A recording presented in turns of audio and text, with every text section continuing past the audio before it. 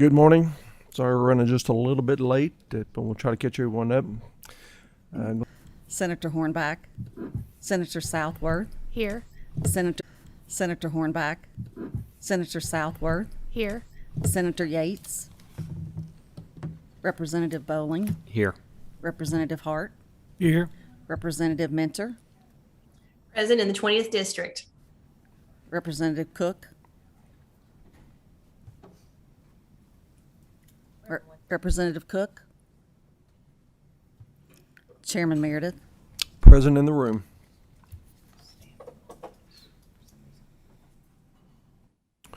Everyone, please stand by. We got a little bit of technical difficulty here trying to record our meeting.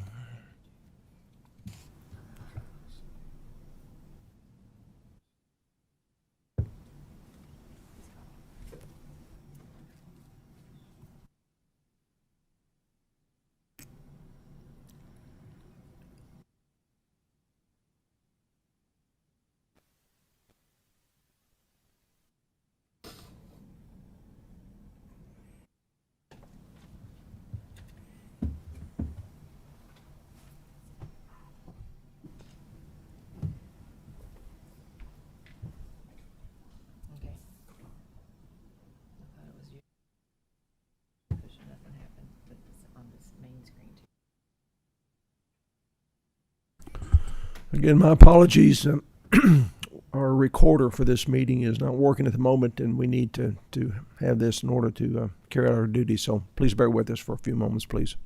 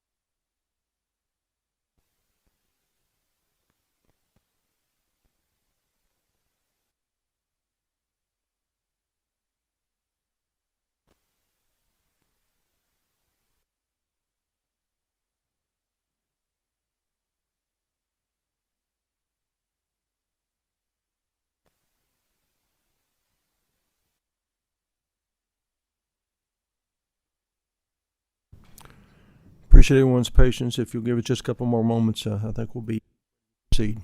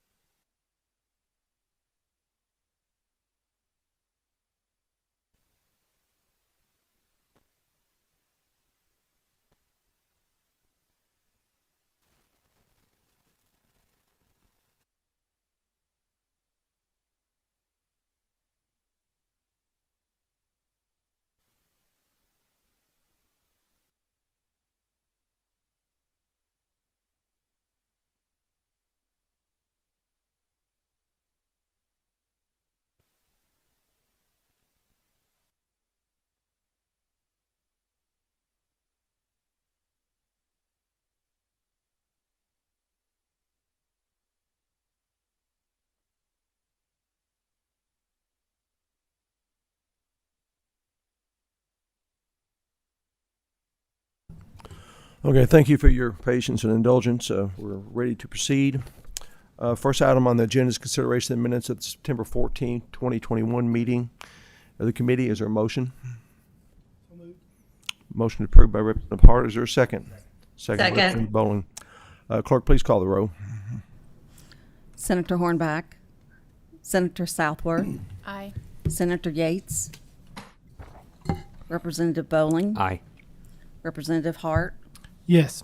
Representative Mentor, Yes. Representative Cook, Senator Meredith, Aye. Motion carries. Total number of items on the agenda today, 480 in the amount of $72,656,081.24. Next is the deferred list, and we'll start with number 69 from the July routine PSC green list. If representatives are here, please identify yourself for the record.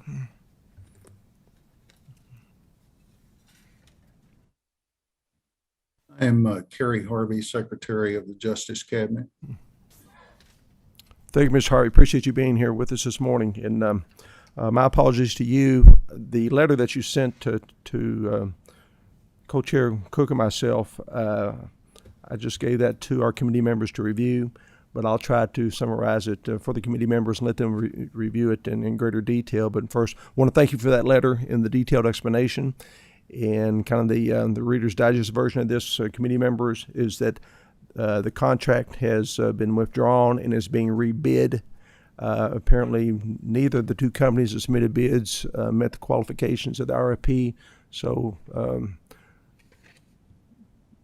the contract was withdrawn. And I was wondering, Mr. Chairman, I know this has been a matter of interest to the committee. I think this is probably our third or fourth appearance.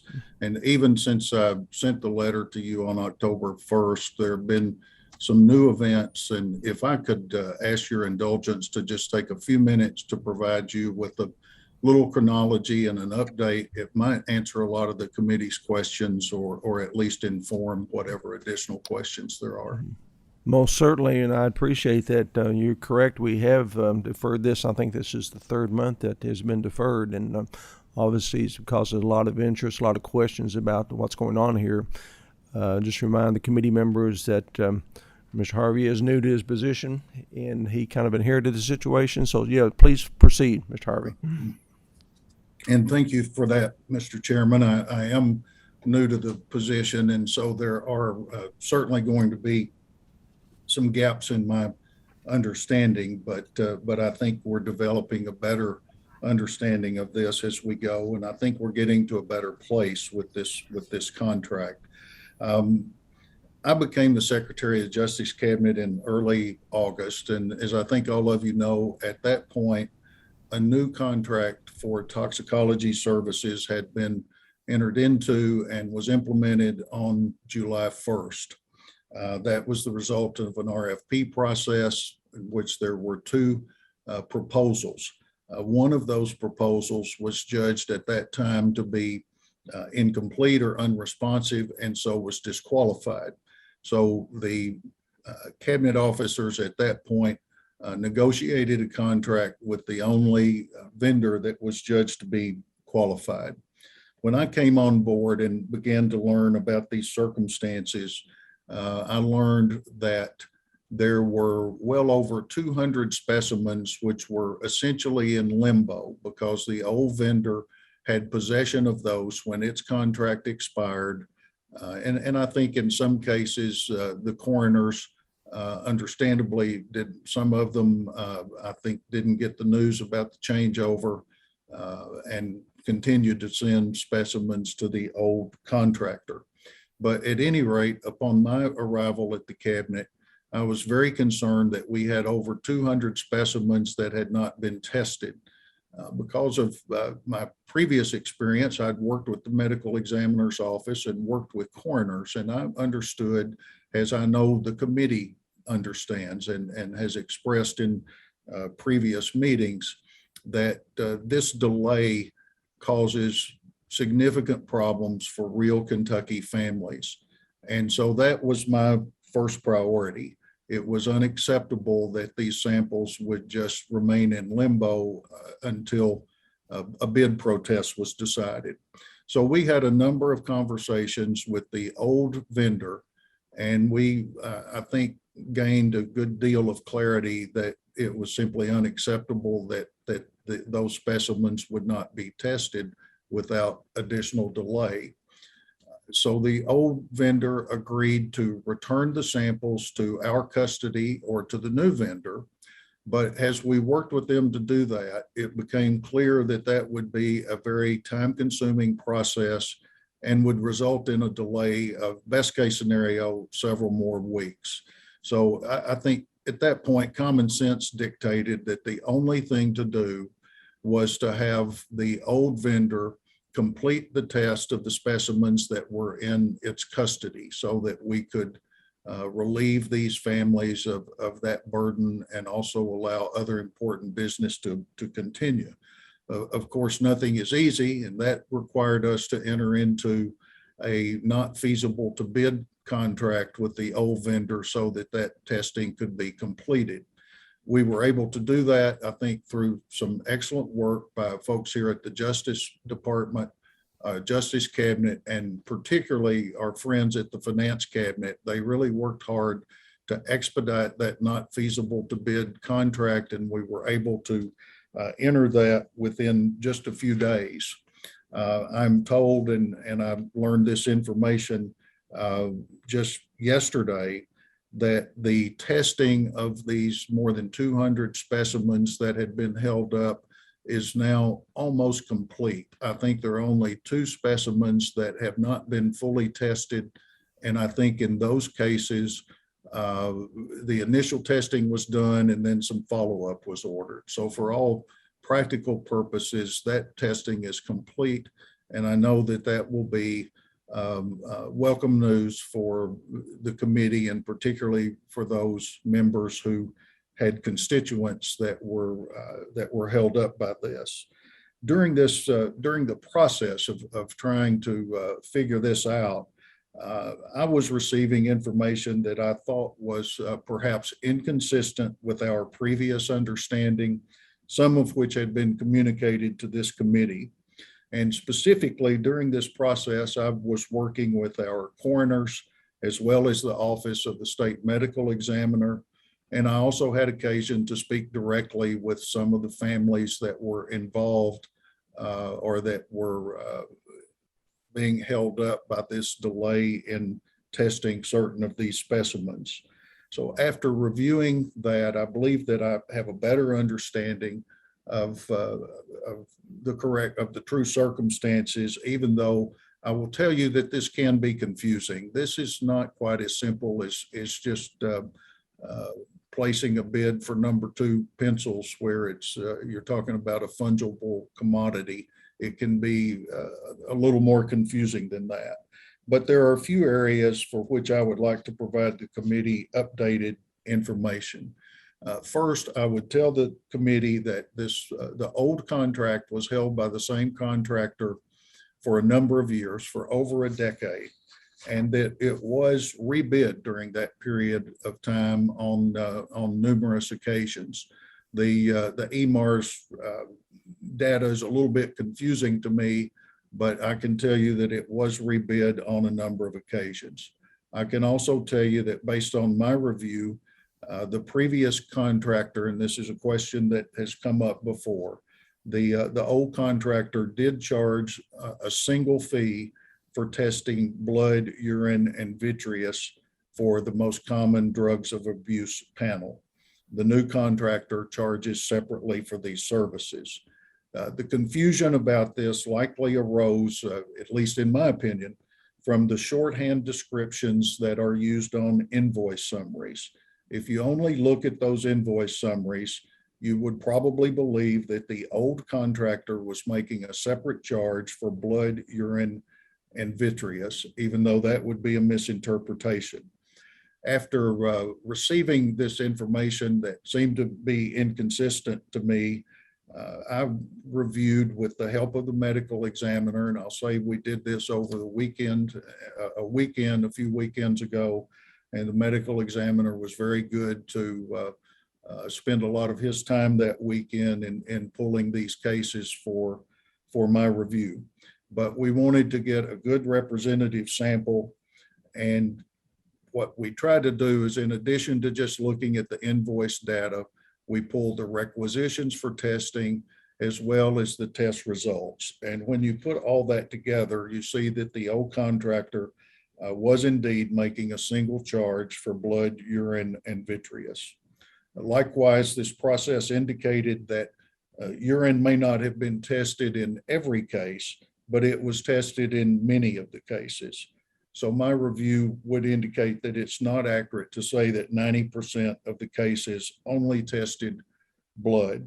And this review confirmed information, again, that I had received with the coroners and the medical examiners. And I've worked, I think, closely and very well with representatives of the Kentucky coroners throughout this process.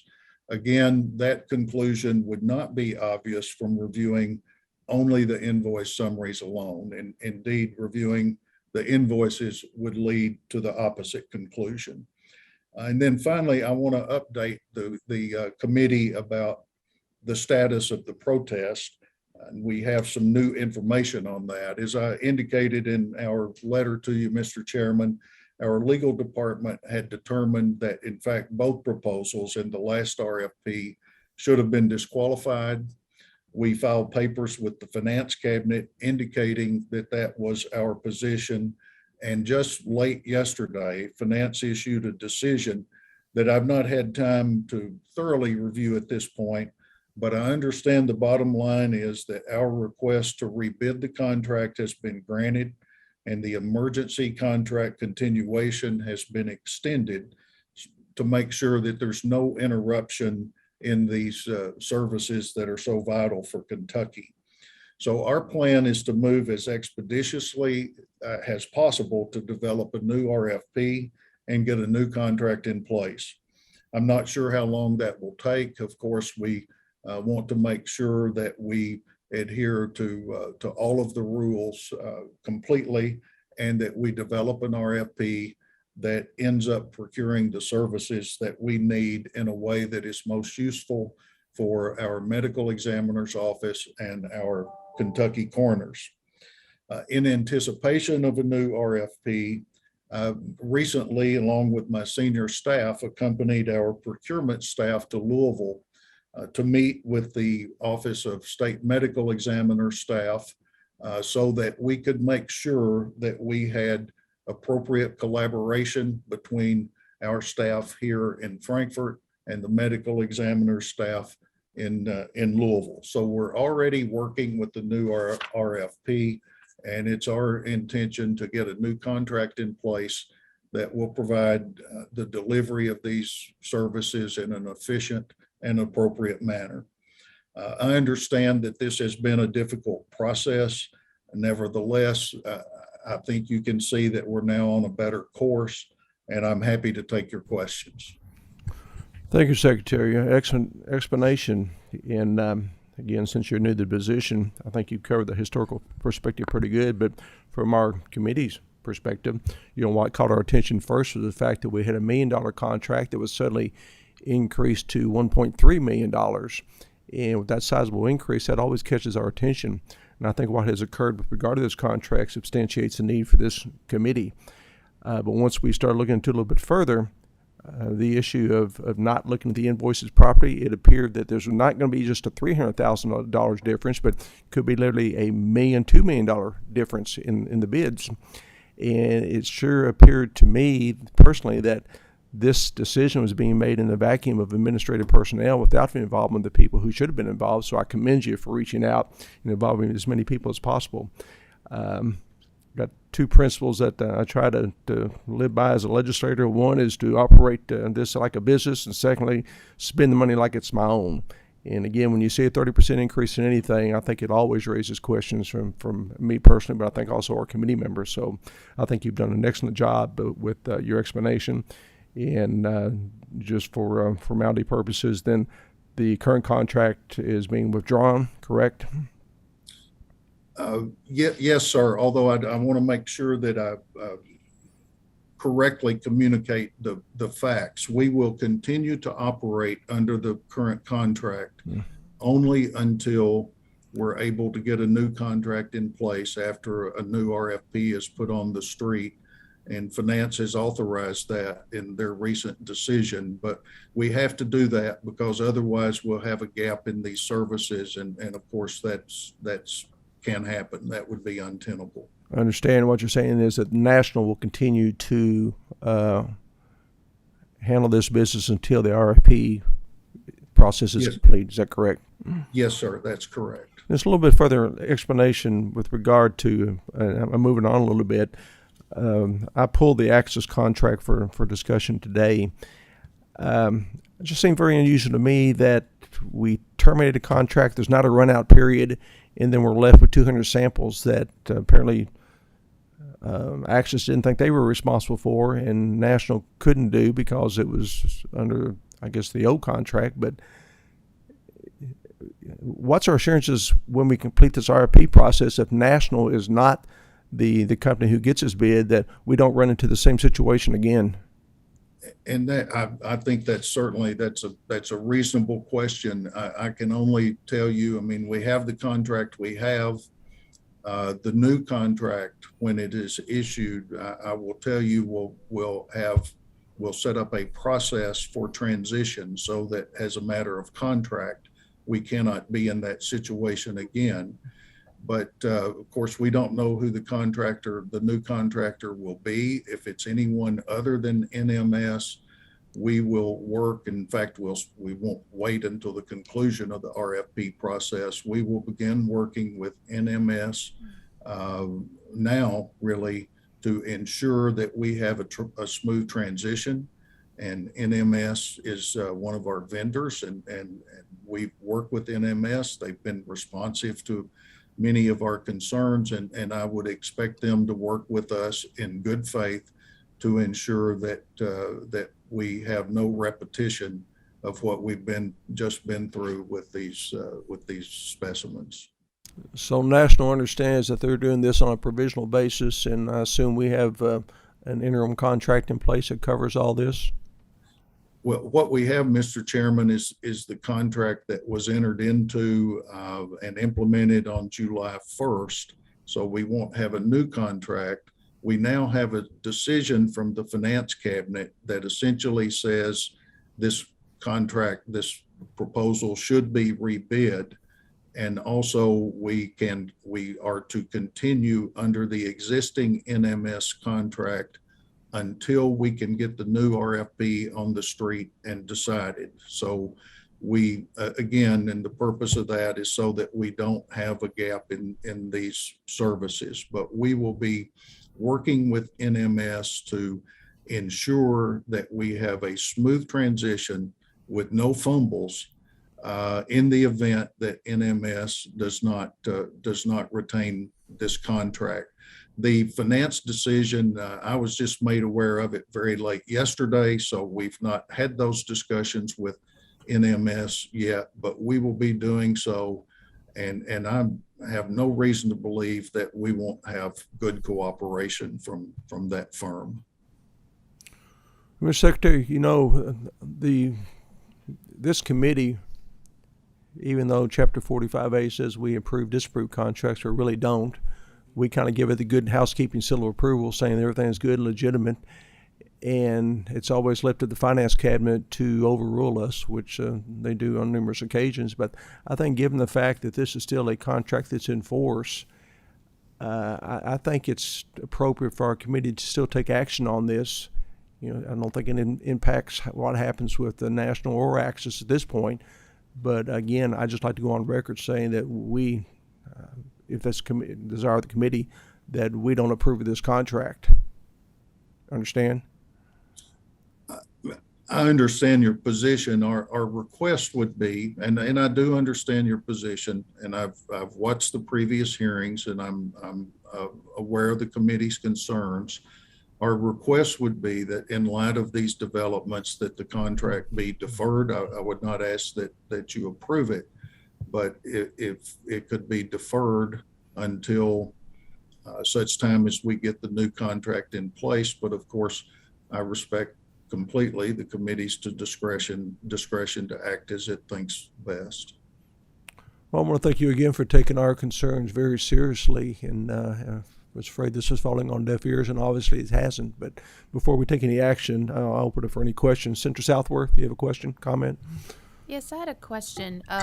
We got testimony probably the last 3 times in a row about the Axis not having something missing in their original RFP that disqualified them, and we didn't get detail on what that magic something was.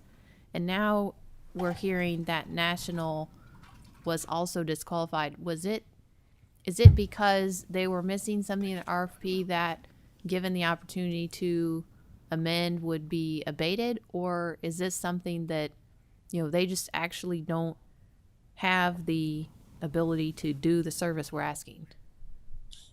I don't think it's a matter of that they would not have the ability to do the service, and I'll explain this as best I can, but I would say that I'm not an expert on these things, and I wasn't here, so this may not be the best explanation you could hear. But I think that the RFP asked any proposers to send in essentially some of the kit that would be used to transmit the samples and to gather samples to do the testing. And I think in one case, the kit was not provided at all. There was a photograph that was provided, and that was deemed to be non-responsive. And I think in the other case, there was some of the kit was not provided, or was provided, but some of the maybe syringes and tubes and that sort of thing happened to be left out.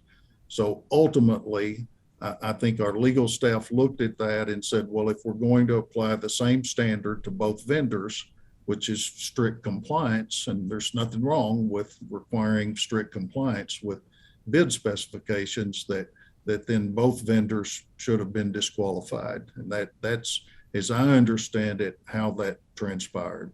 And let's pretend that the same thing happens again. These 2 people both send in a photo or a half kit or whatever. Is that something in that situation, would it be more efficient for us to just come back and say, you all need to amend your thing because we don't have any bids that qualify? Is that what would normally happen? Because I've been trying to figure out why we don't just contact, if we don't have any bidders that are qualified, but probably they are, but we can't verify that, just ask for an amended RFP. And Senator, you could be right. It may very well be that would be most efficient. Now I will readily admit that I am not an expert on the procurement laws. If we get into that situation again, and I will tell you that no one hopes that we don't more than me, and I don't think we will, but if we get into that situation again, I will rely on our attorneys and those who have the expertise in this area to tell us what our options are. Okay, thank you. Secretary Harvey, it's easy to Monday morning quarterback these things, but I think one of the issues, and you've already addressed it, is the lack of communication and involvement of people who should have been involved. To that end, if both these firms or multiple firms respond to the RFP, who's going to be involved in the scoring of these contracts? And actually, Chairman, I can't give you a conclusive answer on that because, again, we have to be very careful about adhering to the procurement rules, many of which I don't have a great understanding of. So obviously the procurement staff will be involved, and I think what we would like to do, and we'll probably consult with finance, we'll make sure that we get this right, but certainly we want to the extent possible, to have someone who actually has expertise in doing this work to at least play a consulting role on that. Now, I do understand that the way procurement works, you have to have a buyer, and ultimately the buyer makes those decisions. But what I hope can happen is that people that have expertise in how the work really gets done can at least play some consulting role in that, perhaps blinded to the identity of whoever might bid. But we're working through that now. I can tell you that there will be collaboration between procurement and the medical examiner's office as we develop this RFP. That's already started. As I say, we spent most of the morning sitting at the table at the medical examiner's office in Louisville with our procurement staff to ensure that that happens. We had a tour of their facility. It is a very busy place, as you know, and I think we all developed a better understanding of what those folks do in that facility. So I hope that's responsive to your question. Partially it is, but I'm always concerned about the scoring process because those decisions seem to be made within a black box. It's not really covered by Chapter 45A. And it seems that scoring guidelines change depending on the contract cycle, and that's my concern. You know, if you got like a 5 criteria process for scoring a contract and they're weighted, that there's a shifting weight on those things. So I just be curious if the scoring guidelines are already established and what the weight of those things. It's not manipulated during the process, and I'm not accusing anyone of anything, but I think as transparent as we can be and as black and white as we can be benefits all of us. Well, and I would just say to that again, a big purpose of our initial meeting, I doubt if that'll be the last meeting, was to have the medical examiner's office tell us what this RFP needs to look like to deliver the services most efficiently for their use and the use of Kentucky coroners. So the elements of the RFP will not be drawn up in a vacuum. It'll be the result of collaboration with procurement staff and with the people who are actually doing the work. I mean, we've got, and we've talked about this, we've got really just 2 goals here. One is we have to absolutely adhere to the letter of the law.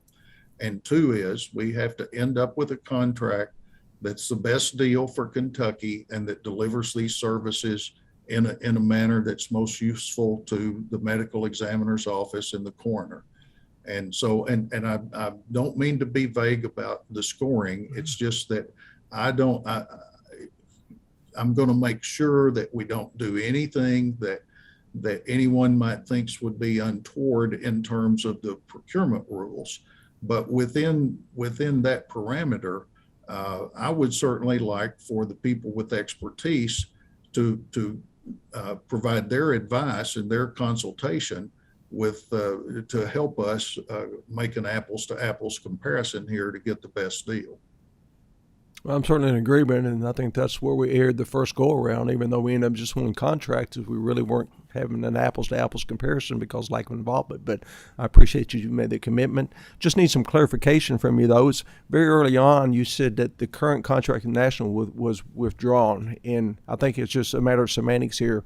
What we're saying is it's not withdrawn, it's continuing with their agreement, knowing that this whole process is going to be rebid, and once RFP is distributed, then we will act on that contract. So the current contract is in place, and you're asking us to defer action on that. Is that correct?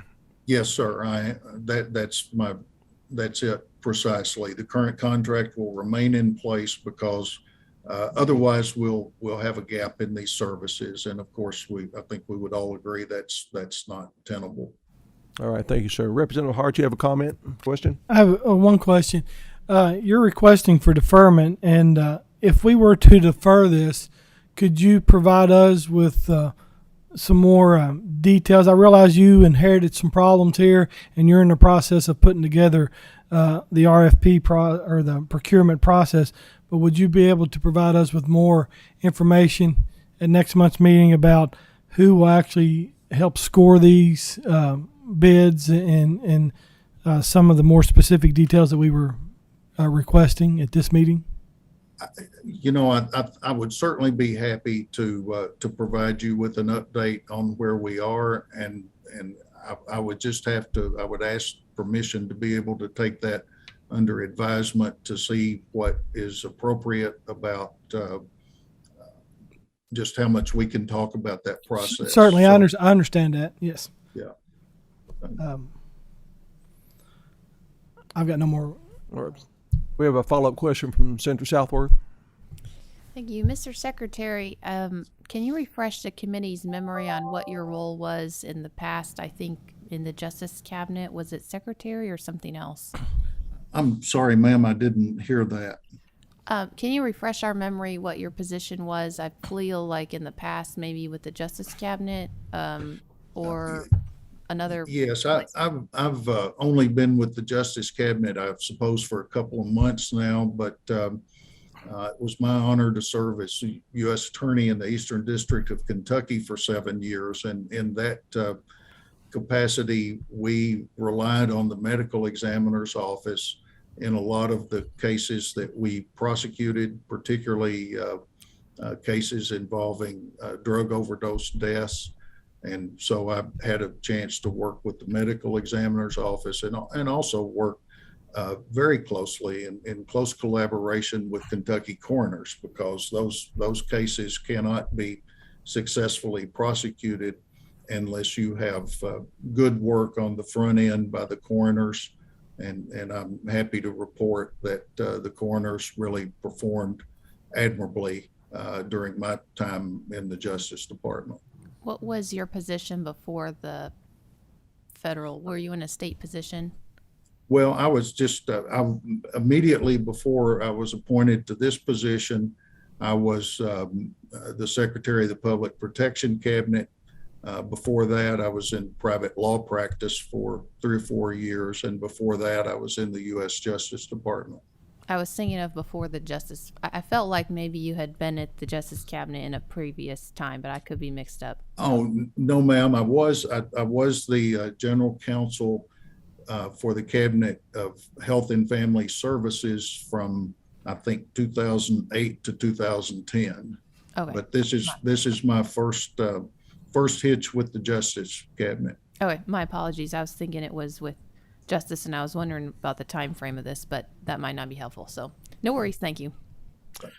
Mr. Secretary, again, I want to apologize to you for not getting your letter of October 1st to committee members. I think it detailed explanation of what has happened, but they had that in their position now, and we'll make sure those who are following us virtually will have a copy of this as well. But appreciate you joining this morning. We need 2 actions. One's with regard to the current contract that's been deferred, and I do have a motion from Representative Hart to defer that contract. Is there a second?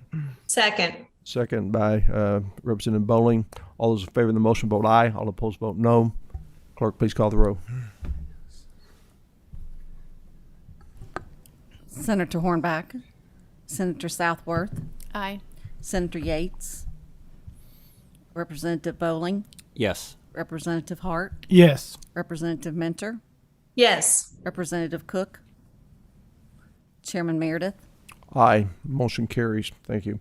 Second action we need is with regard to the Access Forensic Toxicology contract, which is number 23 on your personal contact list.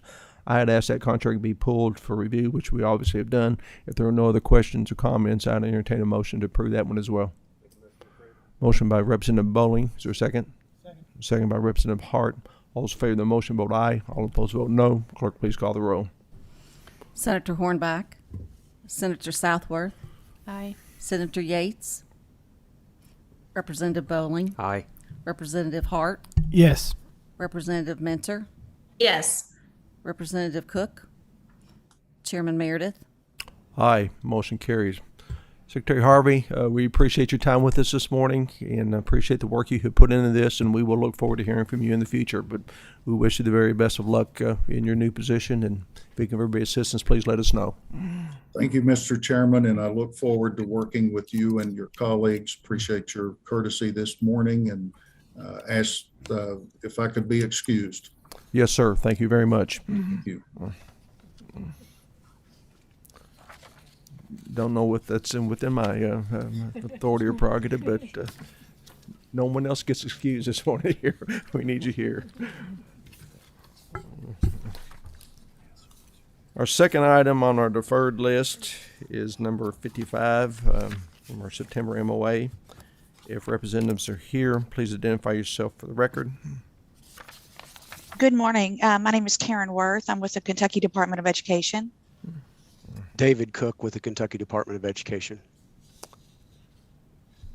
Thanks for joining us this morning. And this contract was deferred because we had several questions about it. I believe committee members also received your correspondence with regard to this and a great detailed explanation. I appreciate that as well. Are there any questions from the committee regarding this contract?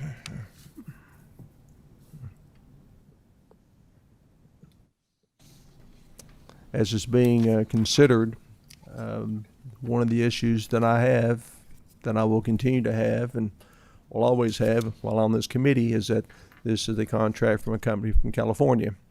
And not to be redundant, but to remind everyone again that California took the precedent action in 2018 to prohibit their employees from traveling to the state of Kentucky because they wanted to protest some legislation that we passed during that session, legislation which had no impact upon their state whatsoever.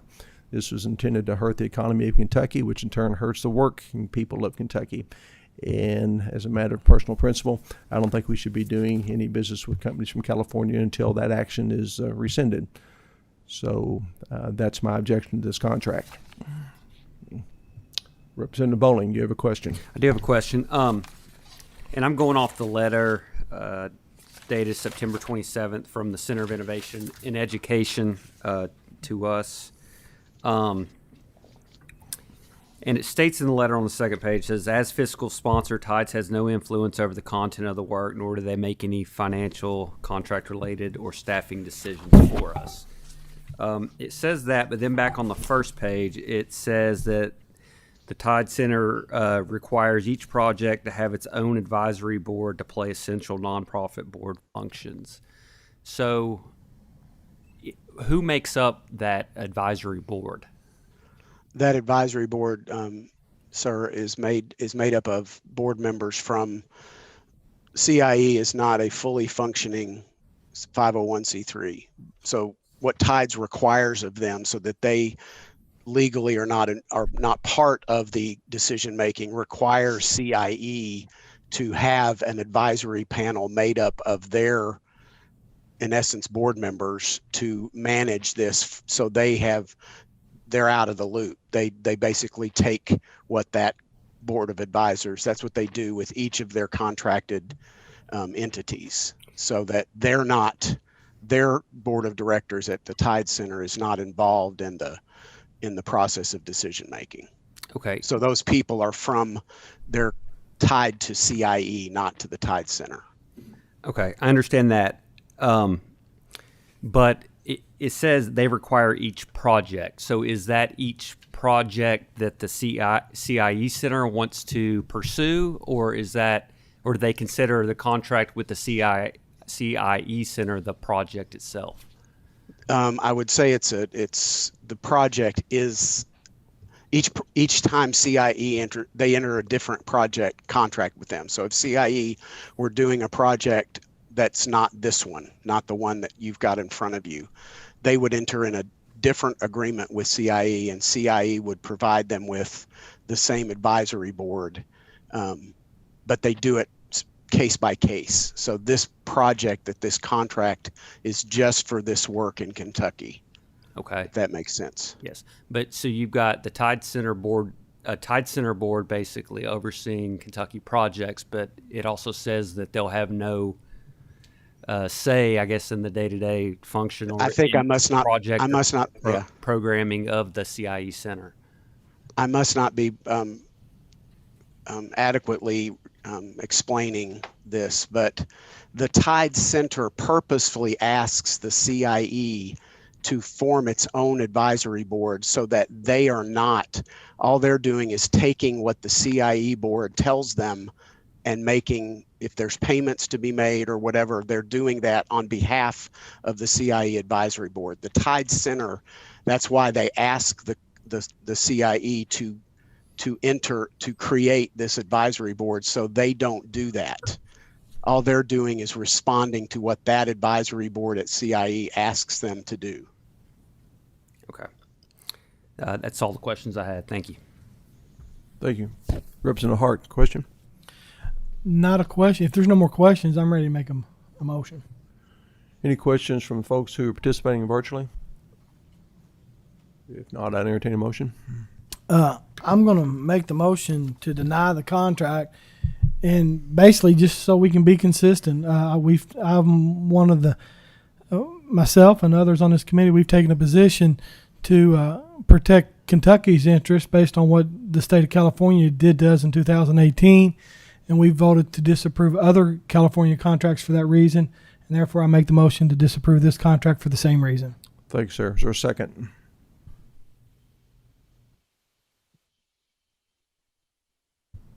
Second. Senator Southworth, Can I comment or ask question? a question? Most certainly. I didn't really have a question, but I kind of do, and it's just hanging in the back of my head. So I mean, I appreciate the letter. The letter explained a lot of things. I think they looked at 3 different ones. We got the information that the University of Kentucky's indirect rate was 10%. We got that Tides was 9%. We did not ever hear what the cost was of the other 2 providers that were in question. And the reason I ask this is because I'm entirely supportive of the mission to try to keep our money here or bring it in, not sending it out. I also understand sometimes it takes a little bit more effort to do that. I had a vendor that actually has a location in Kentucky, but they're primarily out of California that I used for several years, and I always liked when they did my work in Kentucky because I got it shipped the very next day. And when it came from California, that was not the case. But I didn't like the fact that they were the cheapest and best vendor in the country, and yet they were in California, and it took me a week to get them. However, I was able to find a local vendor right here in Kentucky that is willing to match their prices. And so through negotiation, I actually have a local vendor that's 100% Kentucky, and that's very meaningful to me. And we can match those lowest prices. So what I'm trying to get to the bottom of here is Tides may be the best, quickest, in the box packaged option, and they might be located in California, and I can't argue with that. But how much effort has there been made to really find somebody that would be more contributive to our economy versus using just a California packaged option? Senator Southworth, I can get the actual names of the other vendors that CIE reached out to. I do know that the amounts that they mentioned to us were 12 to 15% on their indirect cost rate for the other vendors. And I did again point out that in doing the letter that we wrote, the memo that we wrote to you all, we did investigate through the Kentucky Center for Nonprofits and didn't find a vendor in Kentucky that did exactly this kind of back office administrative work at this level, with this size of contracts. So that's my response, is that the other vendors that were looked at were higher than the Tide Center. Thank you for that response. I was assuming that was the case. Not 100% sure what other ones are involved. It brings me concern that, maybe we don't have administrative staff to make this as much of a priority as maybe this committee would make it if we were the administrators. But because we don't have any of these in Kentucky either, I mean, the sponsorship center hosted by Carnegie charging 12 to 15%. I mean, I'm not interested in that contract either. So all that to say, Mr. Chairman, I really want to be able to help us move forward. If the cheapest, best option to make this happen is to use a California vendor versus paying a higher rate somewhere else. It's not Kentucky anyway. I mean, there's a lot of factors here. So I don't really want to make a motion or second a motion on any of this, although I will support if we can get consensus from the group Well, one way or the other. there is a standing motion. We're waiting for a second. Is there a second? If not, then the motion dies from last to second. So I'd entertain a motion to approve the contract. I make a motion to approve the contract. Thank you, Representative Mentor. Is there a second?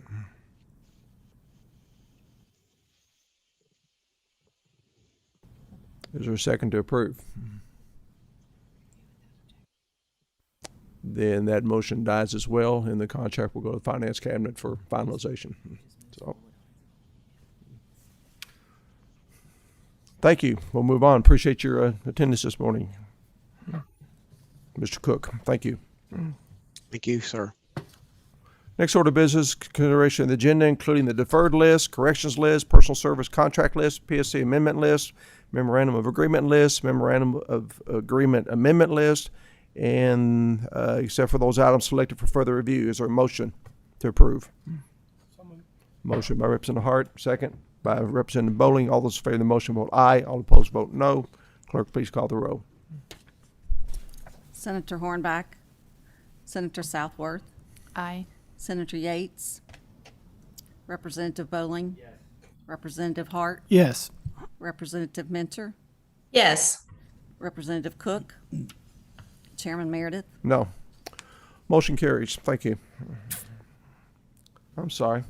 I'm an aye. Sorry. I'm just in a no mindset right now. I'm sorry. Stand corrected. Motion carries. Thank you.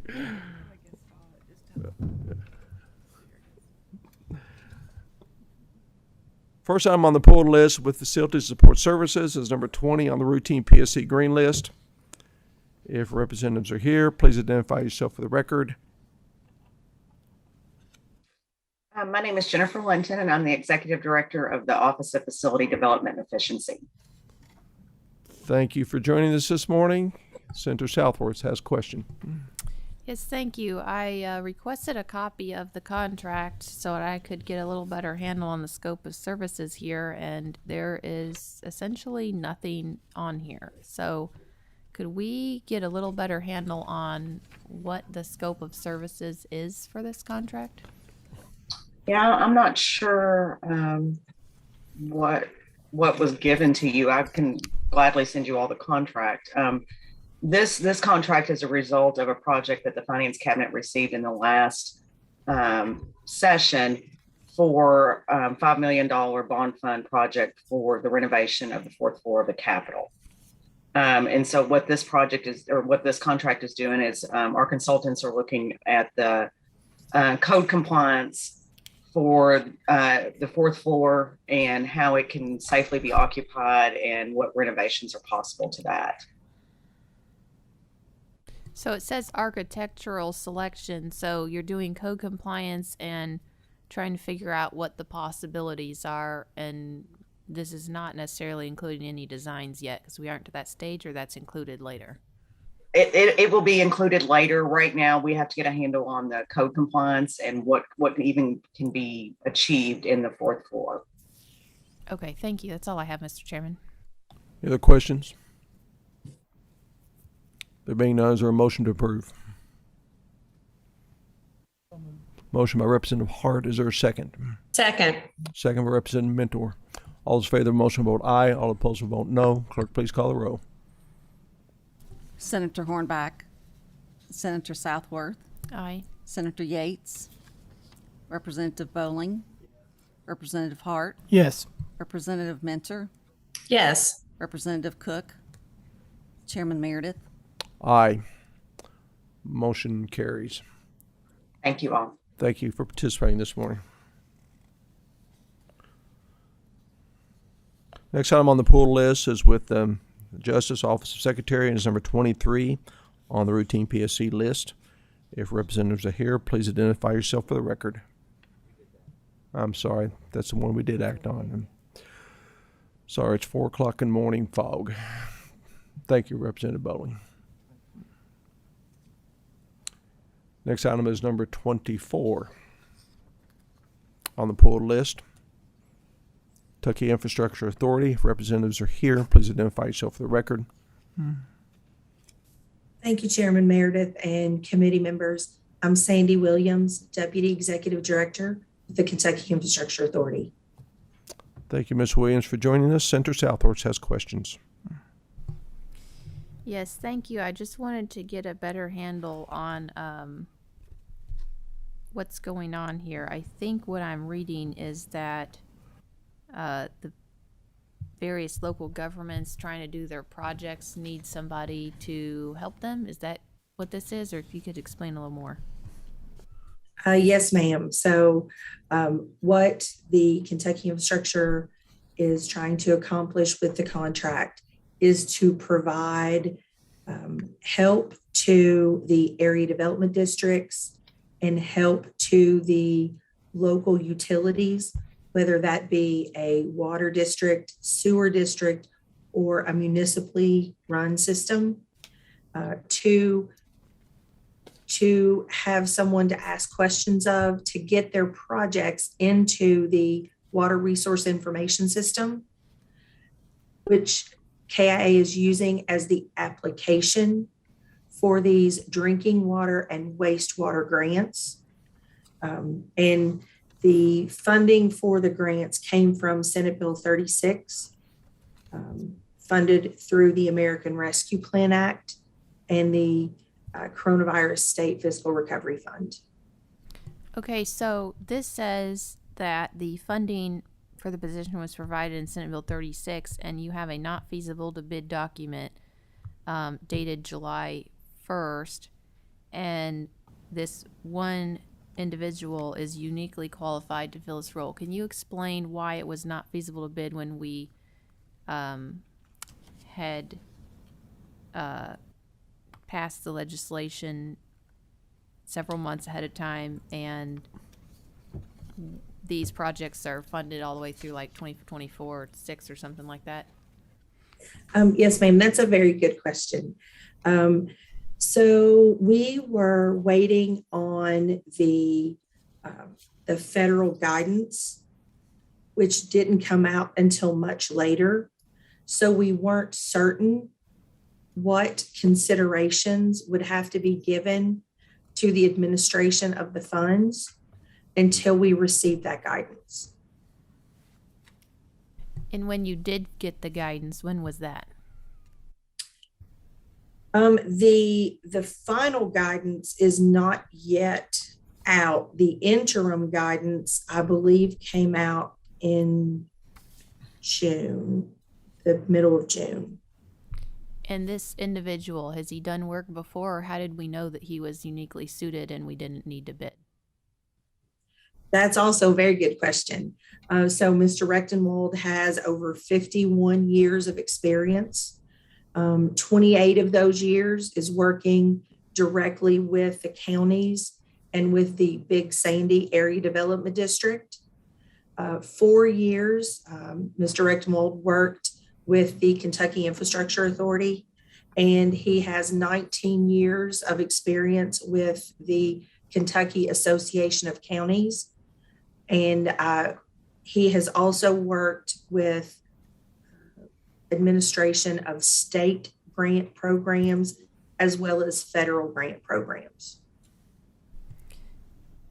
I don't want to sit here and pretend that we know the entire universe out there, but off the top of your head or in your experience of other procurements and actual bidding, are there other individuals that would be able to have that spectrum of experience that might have been bidders? Or was this a situation where nobody even knows who to contact, so this guy gets a phone call?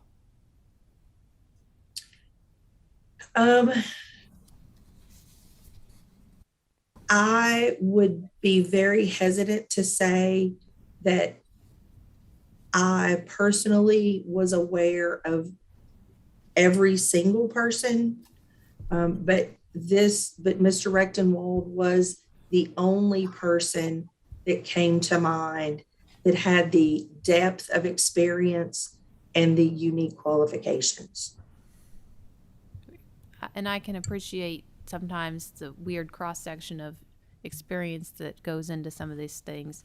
It just, you know, the whole point of 45A is, as much as possible, to try to be transparent and put things out there publicly before we just make phone calls to people we know. So that's all I have, Mr. Chairman. Thank you. Any other questions? Representative Bowling. Yep.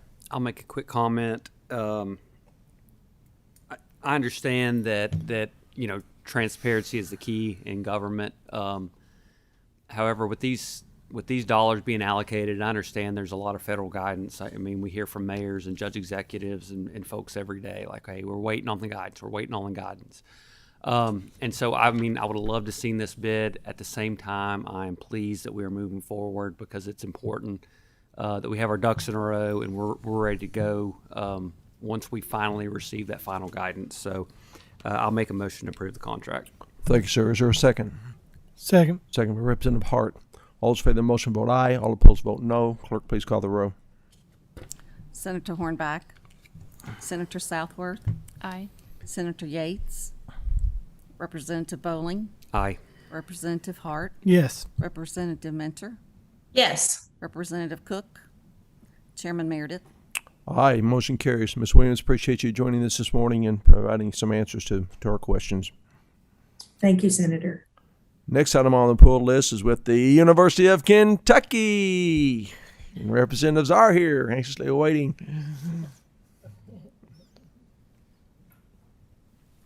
Please identify yourself for the record, solely for the record. Good morning, Mr. Chairman. I'm Bart Harden. I'm the Director of Government Relations for the University of Kentucky. I have with me Barry Swanson, our Director of Procurement. We're 6-0 heading to Georgia, so it's all good on campus right now. I assume that's why we saw the smiles on your faces. I assumed again it wasn't because you were for our committee, but always appreciate you being here. And Senator Southworth has questions. Yes, ma'am.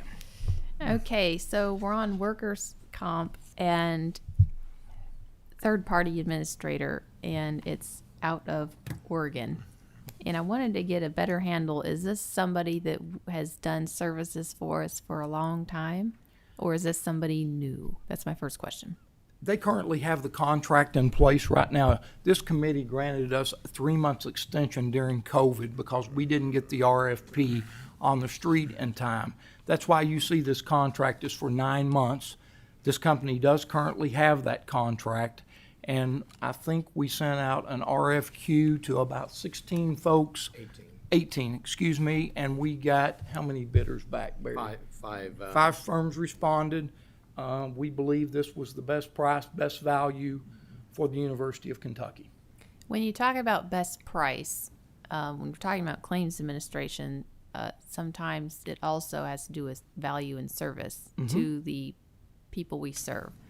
So do we have, because I mean, I've got a number, and that's not necessarily UK, I'd have to go back, but I mean, workers' comp administration has been, you know, the bane of a lot of people's existence for a number of years, and the people who are the workers themselves are usually the ones getting the worst in the deal, and essentially because of that, then their providers also get the worst in the deal.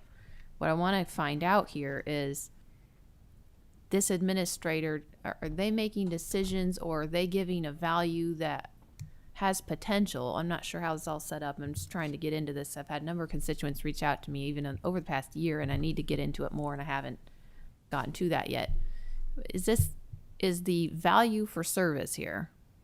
Are they cutting corners that could not be cut if we were paying better, or are they going by the letter of the law, and our laws are is the problem killing people? This is a third-party administrator for the University of Kentucky. We are self-insured. Okay, so this firm is basically administering all the claims that are filed in the workers' comp space. It's my understanding we have about 1,000 claims plus a year. Most of those are small claims. Get hurt on the job, you need to go see a doctor, and so forth. We do have some other claims. We pay this firm basically, it's my understanding, for medical only, $130 a claim to do all of the administrative function. and then up to $875 a claim if there's indemnity involved. So this firm has nothing. They are purely the administrator and making us be in compliance with federal law for workers' comp. So they're getting paid flat rate per claim, depending on the type of claim. So they have no necessarily skin in the game as far as seeing the claim go through or not through in a way. Excuse me. There is an administrative flat fee that is paid on this contract, and then there's a fee per claim that's paid. Excuse me, is your mic on? Yeah, let me scoot it up here. Is that Thank you. better? Okay. Yeah. So there's a flat fee that's paid to this supplier.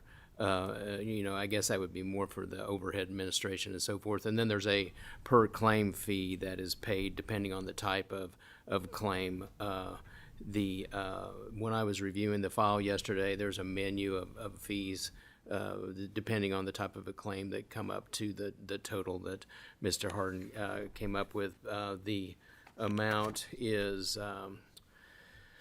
the flat fee is $114,375, and then there's an estimated $343,125 that's based on that menu of services that depending on what type of claim it is, the complexity and so forth would be utilized to calculate that per claim fee. So it's not really a flat rate fee. I've got the this was reviewed by a review committee chaired by our HR department, our expert on campus. The recommendation for award was made to me as the chief procurement officer based on price, service, and so forth. It wasn't just low bid, though they did end up being actually the lowest responsible provider as far as cost. Do we have any feedback from the people who have been the customers of this group? Do we ever get feedback from our workers and how things have gone? Any complaints? Do we have any of that information collected anywhere? I don't personally have that. Those would be received probably by our HR department. I don't have that information. But would that have been anything in the discussion as far as the scoring on the bidding and so forth? Absolutely. The chairman of the committee, Christopher Dudley, is the HR person that's in charge of this department and on campus, and would be very knowledgeable about that. And it specifically states in the award recommendation that service was one of the factors in making this award. They are a current provider. They've had the contract before, so this is their second generation. So if you understand, I'm trying to dig out, because it seems like it's almost a little counterintuitive here. You have potential mass conflicts. The employer, yourself, is paying a third-party vendor on a per-claim fee. So the third-party vendor's interest would be to have more number of claims if they're making a profit on each claim. But if the employer would rather have less claims, and so they would rather pay potentially the flat fee if it's a better deal. I'm just trying to get to the bottom of whose interest is where. I think the third-party administrator only engages once a claim has been filed. I don't think they're out here necessarily soliciting claims. No, but if they have a menu of things they could check boxes, and if each box he said it's a menu, you said it's 130. So if it's actually 50 plus 25 plus whatever, then they're gonna want to make sure they check 3 boxes versus 2, right? I mean, that's what I'm trying to get to the bottom of here. But in that sense, you've set up the menu so they can check all the boxes. So you're not necessarily putting the brakes on them checking boxes, but at the same time, they're going to try to check more. Or would they rather just take the flat fee and not do the work and check less? I don't know what the balance is. I understand your question, Senator. I think that, our folks would be auditing those and administering this contract would be cognizant of what is needed. And if they were checking boxes that weren't required, they should be picking that off and not allowing that. Is how I would see that happening. Okay. Well, I just wanted to get kind of into that a little bit. Certainly, you're not the only ones doing workers' comp. I just have very little confidence in some of the workers' comp systems, how it is. So we need to start digging in. But thank you for your help. I think that explains at least enough for now, and so we can move forward and improve the contract. Any other questions, comments about this contract? Motion to approve. Motion approved by Representative Hart. Is there a second? Second. Second by Representative Mentor. All those in favor of the motion vote aye. All opposed will vote no. Clerk, please call the roll. Senator Hornback, Senator Southworth, Aye. Senator Yates, Representative Bowling, Yes. Representative Hart, Yes. Representative Mentor, Yes. Representative Cook, Chairman Meredith. Aye. Motion carries. And gentlemen, good to see you as always. Appreciate you good to joining us see this you. morning, and Thank you. good luck this weekend. Appreciate it. Go Cats. Showing that we are an equal opportunity committee. Next on the pulled list is University of Louisville, Go Cards. 34. All right. Well, good morning. Good morning. And my name is Mark Watkins. I'm the Chief Operating Officer for the university. I have with me today Angela Curry, our lead counsel on campus here, and Tom Hoy. Thank you for. I'm sorry. Well, thank you for joining us. Representative Southworth has questions about your contract. Well, if you don't mind, I'm going to start off real quick before you ask the question. So we are trying to establish a contract with Hutton, Andrew, and Kurth for legal services for P3 steam plant infrastructure concession project we've been exploring. About a year and a half ago, the university started to explore this possible opportunity, and after vetting with CPE, we are doing our due diligence to advance the project. Thus, finding legal counsel that has expertise in this area is essential. Now, we went through a competitive bid process with 15 legal firms responding.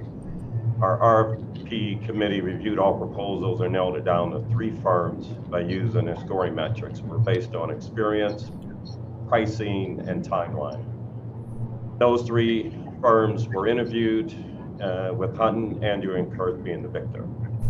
So myself and Angela and Tom are here to answer any questions that the group may have. Thank you, sir. And as I noted, Senator Southworth has a question about this contract. Senator? Thank you. I wanted to get a little better handle on the nature of the project, and I do applaud you for reaching out for extensive legal consulting on something of this nature, because I find it to be entirely giant and has, based on a lot of history across the country and worldwide, very potentially dangerous when it says long-term concession and lease of its central energy plant with a private party. When we have seen in other cases, I think it's Chicago leased out their parking. Indiana's, handed over their roads. I know a number of companies from China have been intending to build transportation projects, not just in our country, but in other countries around the world. And between the national security issues and plain economic issues of having someone else own our property that may not have identified similar interests, it just sounds very scary. And so we definitely need consultant, but I'm trying to get a handle on how much money are we looking at that this potentially is supposed to be paying, because you don't usually think of things like selling off your energy sources to potential international agents without maybe being in a strapped cash situation or something. So I want to get a better handle on what the nature of the project is and the rationale for why we're entertaining the idea. Sure. So university we have a huge deferred maintenance issue here on campus, and we've been looking at ways of trying to find a way to fund some of the deferred maintenance challenges. And then probably about 3 years ago, a big energy infrastructure deal was done at Ohio State University, and all university or many universities started to take a look at what that entailed and how that may, if possible, be something of value to them. And what that project, what we're looking at is very similar to what was done at Ohio State and at the University of Iowa and Duquesne. And that is a P3 company or a energy company coming in and taking over the operations of the steam plant, bringing their expertise in the energy environment, basically to run that plant, help us be more efficient in what we're doing on campus, to save costs, to work towards a sustainable model, basically trying to reduce the carbon footprint on campus as best as possible. How these deals work is the concessionaire would come in and they would take over the actual steam plant, run the operations. All the utilities would flow up through them. They would be responsible for finding alternative ways of reducing our energy on campus and keeping our facility up to date, as opposed to the university having to find funding to do that long term. Some of these deals, they go as long as 50 years. The latest deals at the University of Iowa was about 40 years. And just to put things in perspective, the University of Iowa and the the Ohio State got a upfront cash infusion of about 1.6 billion. Of course, the University of Louisville is not that big. We're probably looking at a fraction of that. What kind of fraction of that are you thinking, or just really general ballpark? I'm not sure. About 160 to about 175 million. Okay, and obviously a company has to have a profit motive, so where are they getting the money on the back end? Because it's like a cash advance here. We're getting 175 million, and then they're gonna own or control our energy for 40 or 50 years, and what are they getting out of it? Because again, another scenario we don't want to get into is a situation like on the Texas level where somebody's got an idea of how to reduce the carbon footprint, all of a sudden they're out of power. Well, so each deal is a little different. We have not gone through an RFP process I'm unable to articulate exactly what this deal would look like because we have not gone through a request for proposal process for the transaction. But how it typically works is there's a concession fee that the groups have. And let's say that if your energy consumption is $10 million a year, they will do their due diligence and say that by us running the operation, we believe we can save you an extra $500,000 a year, and they'll set a fixed price. And that if there are savings that are below that, let's say the fixed price is at 9.5 million and their savings and the actual cost for utilities an operation comes in at 9 million, then their profit would be the $500,000. I can't say that that's the structure that we would run, but most of the deals that were done have many components to it, but the biggest one being a fixed set price. Is there a way to have those people contract to be our energy providers, but not have the whole lease or own of the plant? I'm sure there is, but their motto and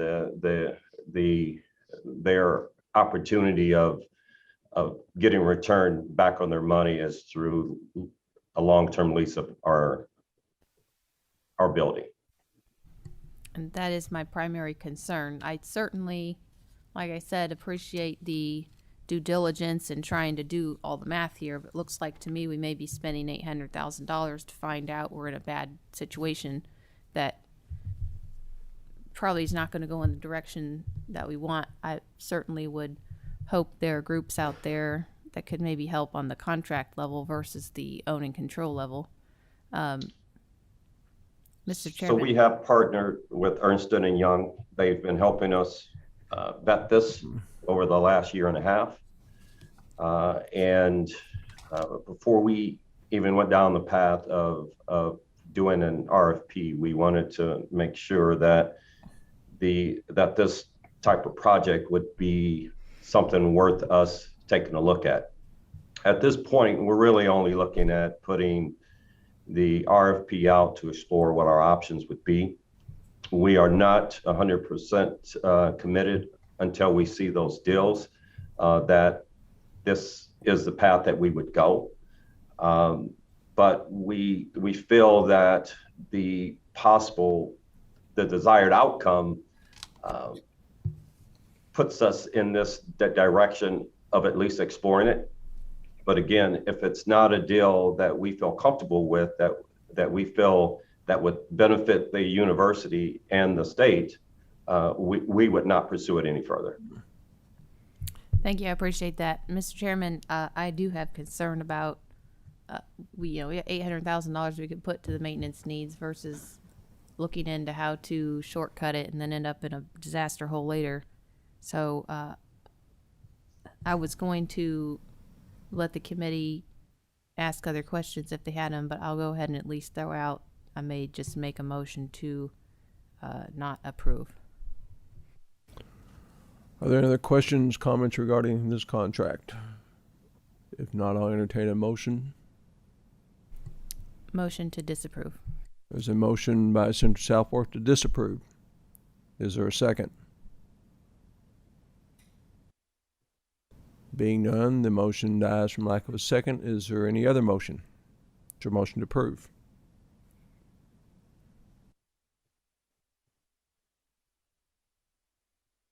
There is not a motion to approve, so the contract will proceed. Mr. Chair, Yes. I make a motion to approve. Thank you, Representative Minter. Is there a second to that motion?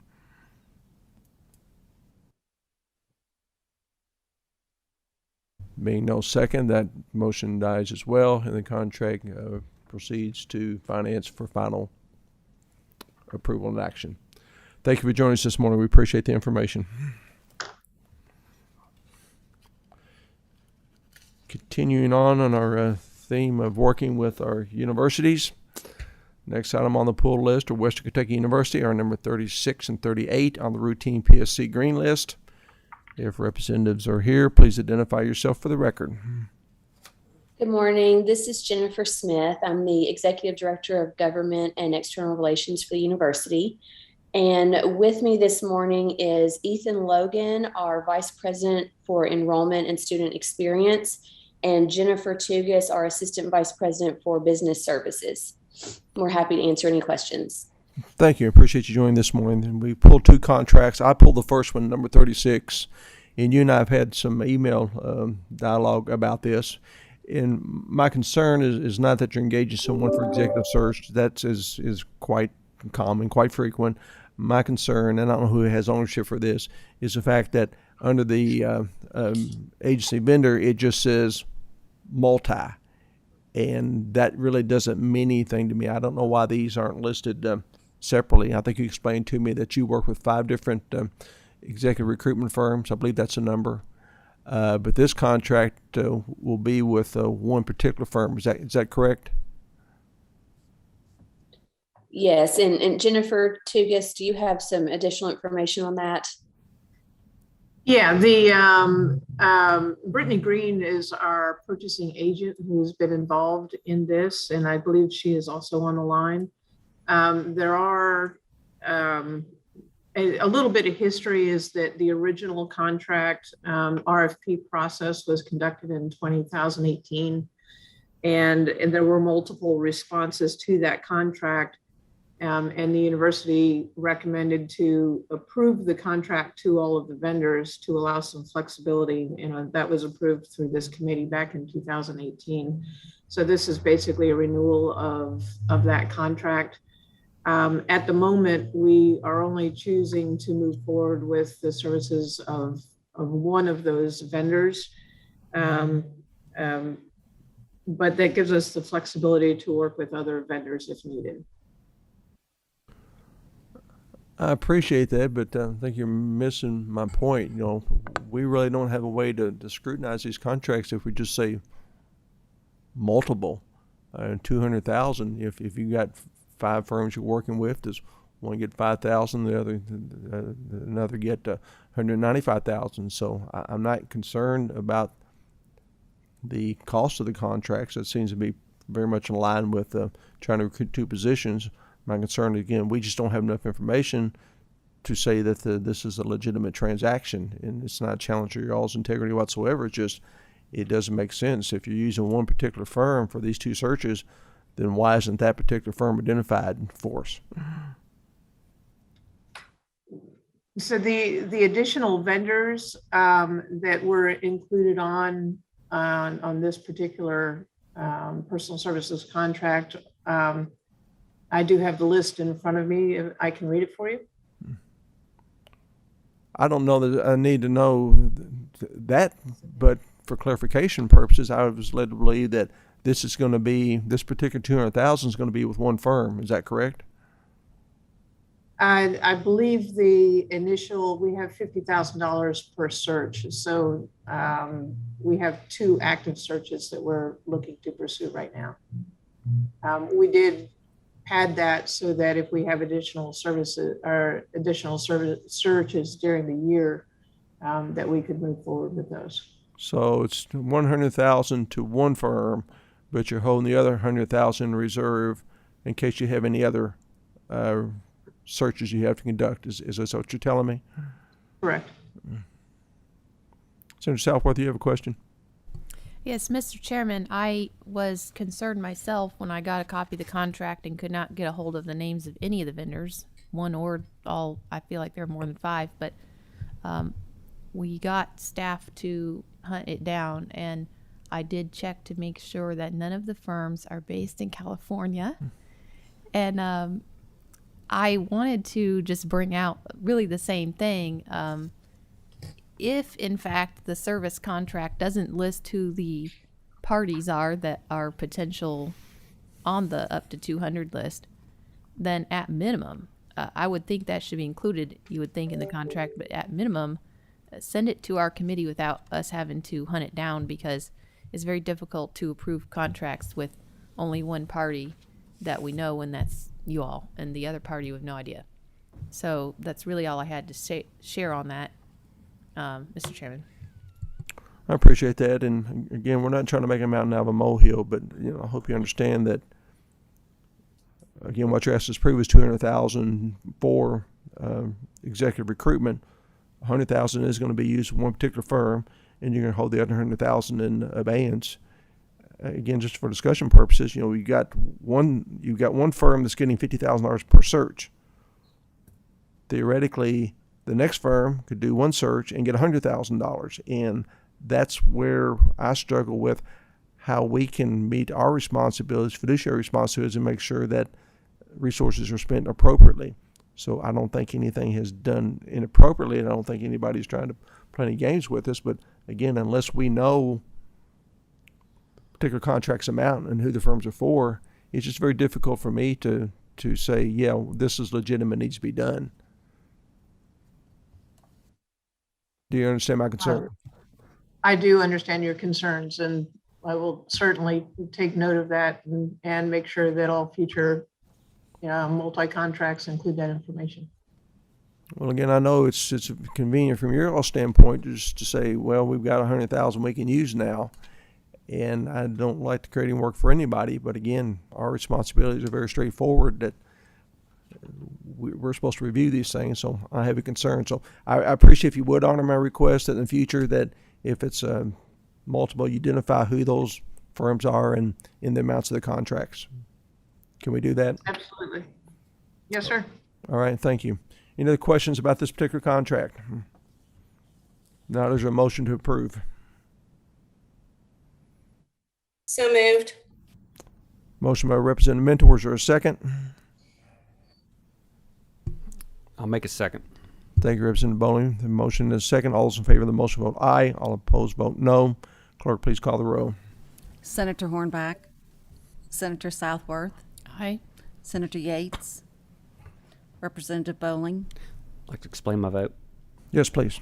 Thank you, Mr. Chairman. I'm going to vote aye today to move this along. However, Senator Meredith, he brought up some great points, and we need that information. I mean, I know maybe from your all's end it may not seem that way, but we do have a duty to uphold, and we need to do that. So please, in the future, if you'll honor that, thank you very much. I'm an aye. Representative Hart, Yes. Representative Mentor, Yes. Representative Cook, Senator Meredith, Aye. Motion carries. Second contract that we have pulled is number 38 with Contemporary Services Corporation. Both Senator Southworth and I have questions, but I will defer to her first. Mr. Chairman, I'll save your question for last, so you get to ask it. But my question is, crowd management services at home football games and special events. Somebody needs to explain to me how an outfit on the other side of the world, other side of our country at least, has the best pricing, for one, since they have such a higher cost of living, and two, services to find people that we can know and trust to sit in Bowling Green and watch the crowds and do security or ticketing or whatever all they're doing here. Senator Southworth, I want to introduce Les Forsyth. He's our Senior Associate Athletic Director, and he can best answer those questions for you. He should be on the line. Yes, thanks, Jennifer.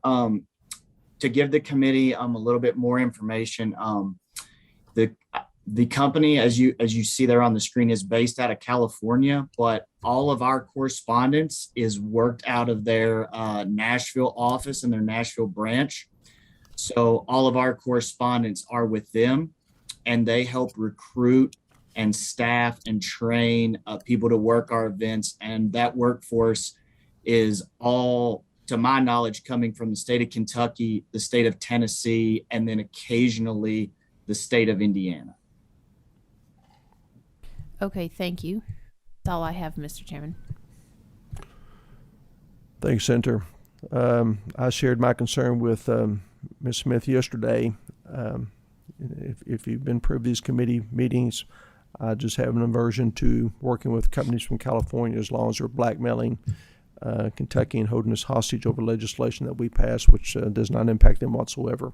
I don't know how else we send a message to California that you can't hurt the working people of Kentucky, hurt our economy without there being repercussions. And that's why anytime there'll be a contract from California, regardless of where the regional offices might be, I will not support them. But it's not really a question as much as just a comment. So, Representative Harton. I'm going to make my motion as I did earlier for the same reasons. So I make a motion to deny this contract. There is a motion to deny, disapprove the contract. Is there a second?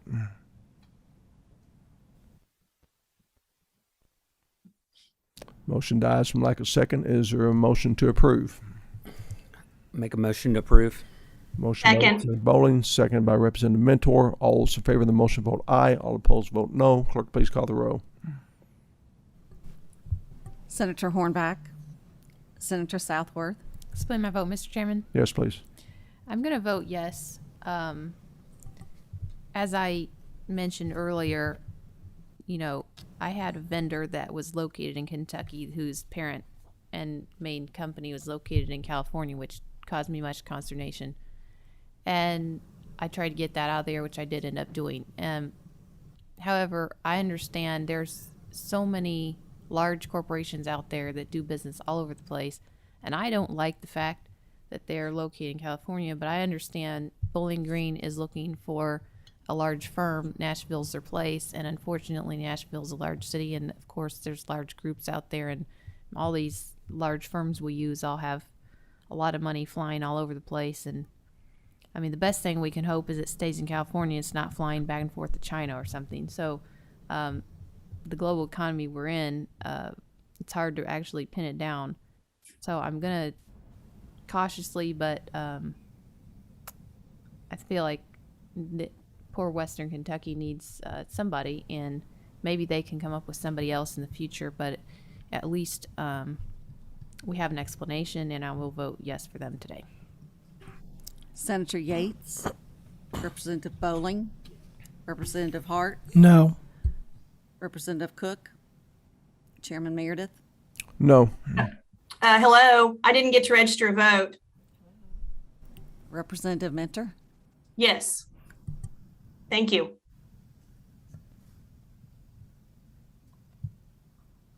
Vote is 3 in favor, 2 opposed. We need 5 to move the contract, to approve the contract. So this contract will, need some clarification here.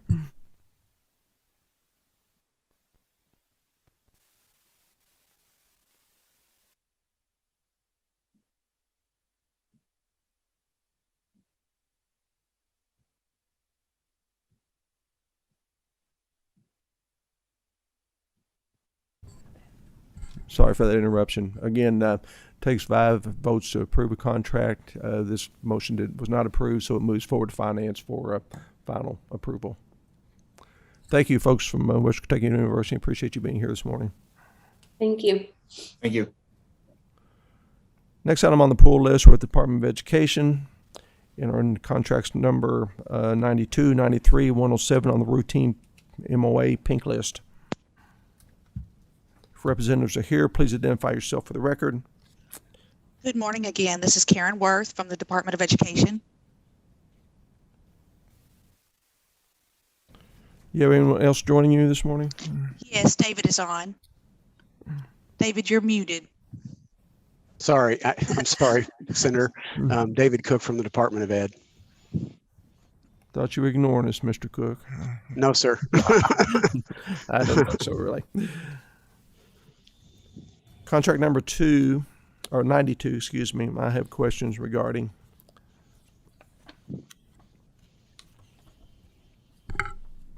And again, not a question. I think you know my aversion to dealing with firms from California. I'm not speaking to the substance of the contract. Again, as state government, I don't think that we should help the economy of California if they're working actively to harm the economy of Kentucky. So I would hope there'd be another alternative to this firm out of California, but you'd have to tell me if there's any other options available to us. Let me start by saying there could be, I guess, but this is the firm that's the leader in project-based learning. We have several districts in Kentucky already using their product. It is in essence, it is a all-in-one, all-encompassing professional learning system for teachers and principals to teach them about how to implement project-based learning, which is becoming one of the most important avenues. As we know, we see it in career and technical education all the time. The idea of students actually showing their learning instead of simply doing it on a test. The Buck Institute, which now goes under the heading of PBL Works, Project-Based Learning Works, is the leader in this, and this contract is to extend project-based learning opportunities for teachers and principals across what is expected to be a third of the schools in Kentucky by the end of the contract. But you have acknowledged that there's other firms that could do this? I don't know of any. I was responding to your comment, sir, that I don't know of any. This is a proprietary, this this professional learning program is proprietary. They have it processed. They use it all over the country. And as I said, they are the leader in this area of work, project-based learning. They have been for years, and 5 districts in Kentucky are already using this product and process. Was there an RFP for this contract? This is an MOA. I'll let Karen speak to that. No, there was no competitive bid. They're a nonprofit organization, so we entered into an MOA with them. Well, not for profit doesn't mean that they don't make a profit. It just means they don't pay income tax on the profits they make. And how do you know $1.2 million is a fair price?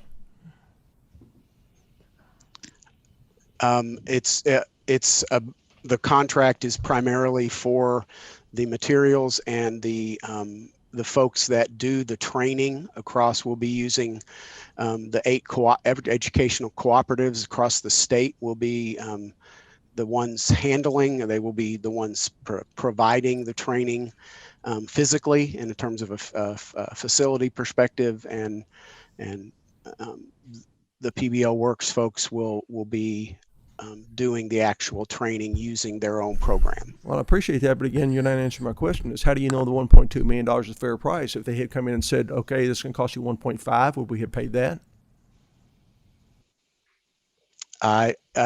This was reviewed by folks at the department in terms of it's an MOA. We don't have an ability to look to see what organizations might be. It is what it is in terms of their ability to provide the services. It's a massive amount of professional learning for our teachers. I have no doubt about that, but you're missing the point. Is that how do you know this is a fair price for what we're doing? And that's the charge of this committee, is to make sure that the resources being expended are commensurate with the resources that we're getting. And what do you have to compare this to? I assume that maybe it is a good contract, but I don't know that. And again, the charge of this committee is kind of give us a good housekeeping seal of approval, saying this is legitimate, this is a fair exchange of resources. I have no way of knowing. How do you know? How does anybody know? And the fact that you got a monopoly on a product makes the situation even worse. The only thing we can tell you, Senator, is that the quote, if you want to call it hourly rate or daily rate of the folks providing the services, is in line with what folks who provide these kinds of services in smaller situations are providing them for. So it's what the going cost for providing professional learning to our teachers and our principals is going for in most every different avenue of education. So I appreciate that's your position, but again, I'm asking is how do we know this is a fair price? What if they had said $2 million? Would we have paid that? I don't know the answer to that question, Senator. Well, how am I supposed to know the answer to it if we're supposed to give approval to this and I don't know whether it's a fair exchange of resources, and how do I do that? Is there a comparable project that we have funded that has the same dollar value? I don't think there is for this service, for this professional learning, for project-based learning experiences for students. There isn't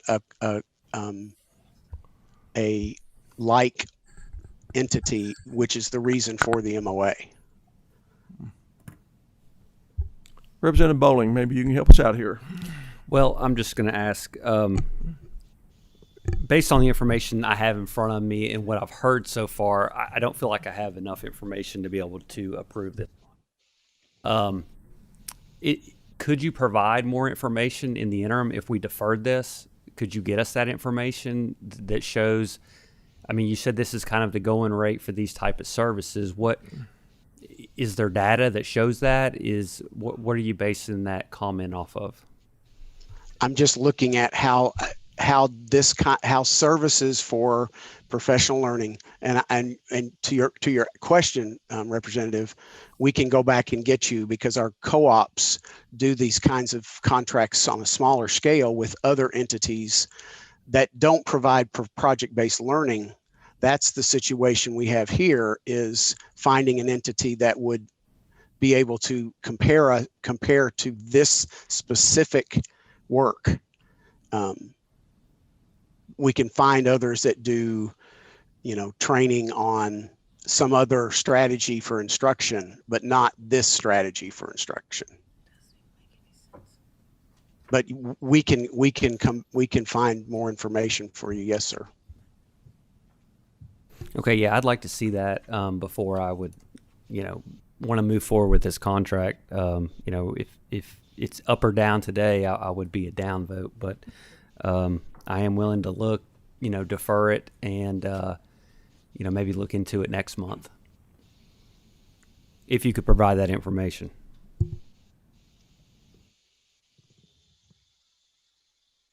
Our challenge, Ms. Worth and Mr. Cook, is that we're constantly being asked for more funding for education. And I'm not getting that debate or not whether that's appropriate, but it's all like healthcare. I think we're spending enough money on healthcare in Kentucky and even in the world if we spent the money appropriately.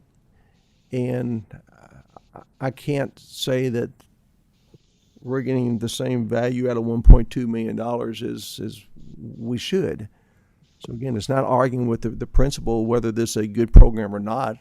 Obviously, if it's used in other states and districts, and it has some merit to it, but again, I just can't tell whether it's worth the value that we're expending for it. So if you would not object to deferring on this and try to provide some additional information, I would sincerely appreciate it. Karen, I'll let you respond. We can do that. We can reach out to our co-ops and to our districts who are already participating with PBL Works and get some information for you. Well, I appreciate it. Again, to the constituents that we're responsible for, when we talk about spending this kind of money, there's no way in the world they're going to understand spending $1.2 million for this, and I wouldn't expect that they would. But we need to give them some assurances. Yeah, these are dollars well spent, and I just can't. Understand. I can't say that today. Understand. We'll be glad to get that information, and I'll try to get that quickly and get that over to you all before next month. All right, Senator Southworth, do you have a question, comment? I actually am getting more questions as we go, Mr. Chairman, but I want to start with my original, and I'll maybe move forward from there. You mentioned 5 districts in Kentucky that are already using this. Can you name those 5? Yes, ma'am. Boone County, Jefferson County, Newport Independent, Powell County, and Shelby County. Okay, thank you. And so did they have a coach in place or through the co-op, or how did they get this implemented before we're talking about expanding to a third of the state? There were different ways, Senator Southworth, that they interacted with the Buck Institute. Several years ago, several of our co-ops received grants under the federal government, the Federal Department of Education, to do leadership and administrator and teacher training.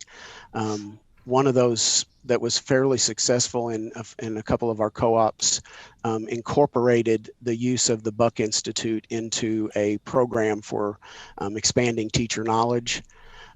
So that was one way. Others have done it sort of independently. They've found, they've been to a conference or something and found the Buck Institute there and decided they were interested in it on their own.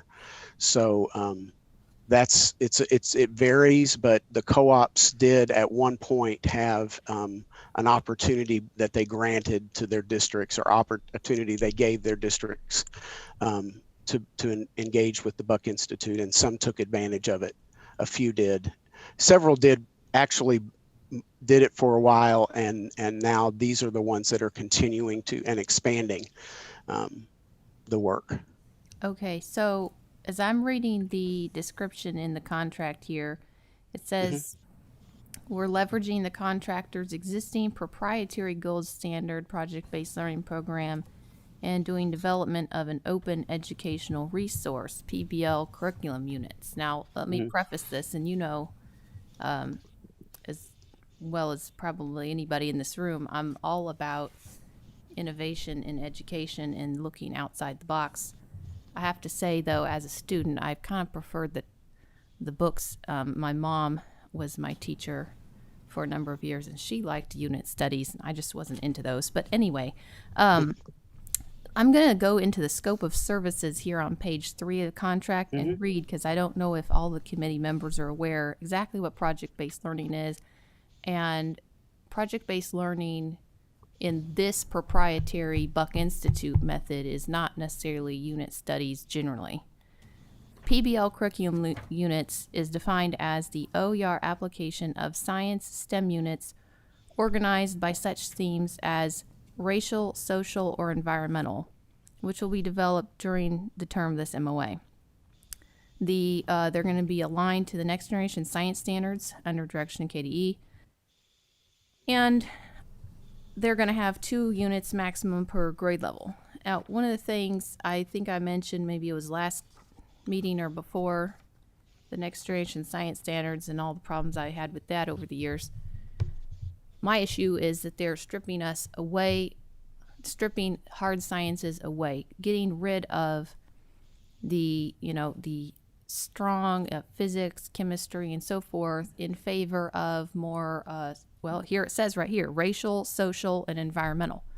Now, we have social studies classes for a reason. There's humanities, there's arts, there's a whole bunch of things that go to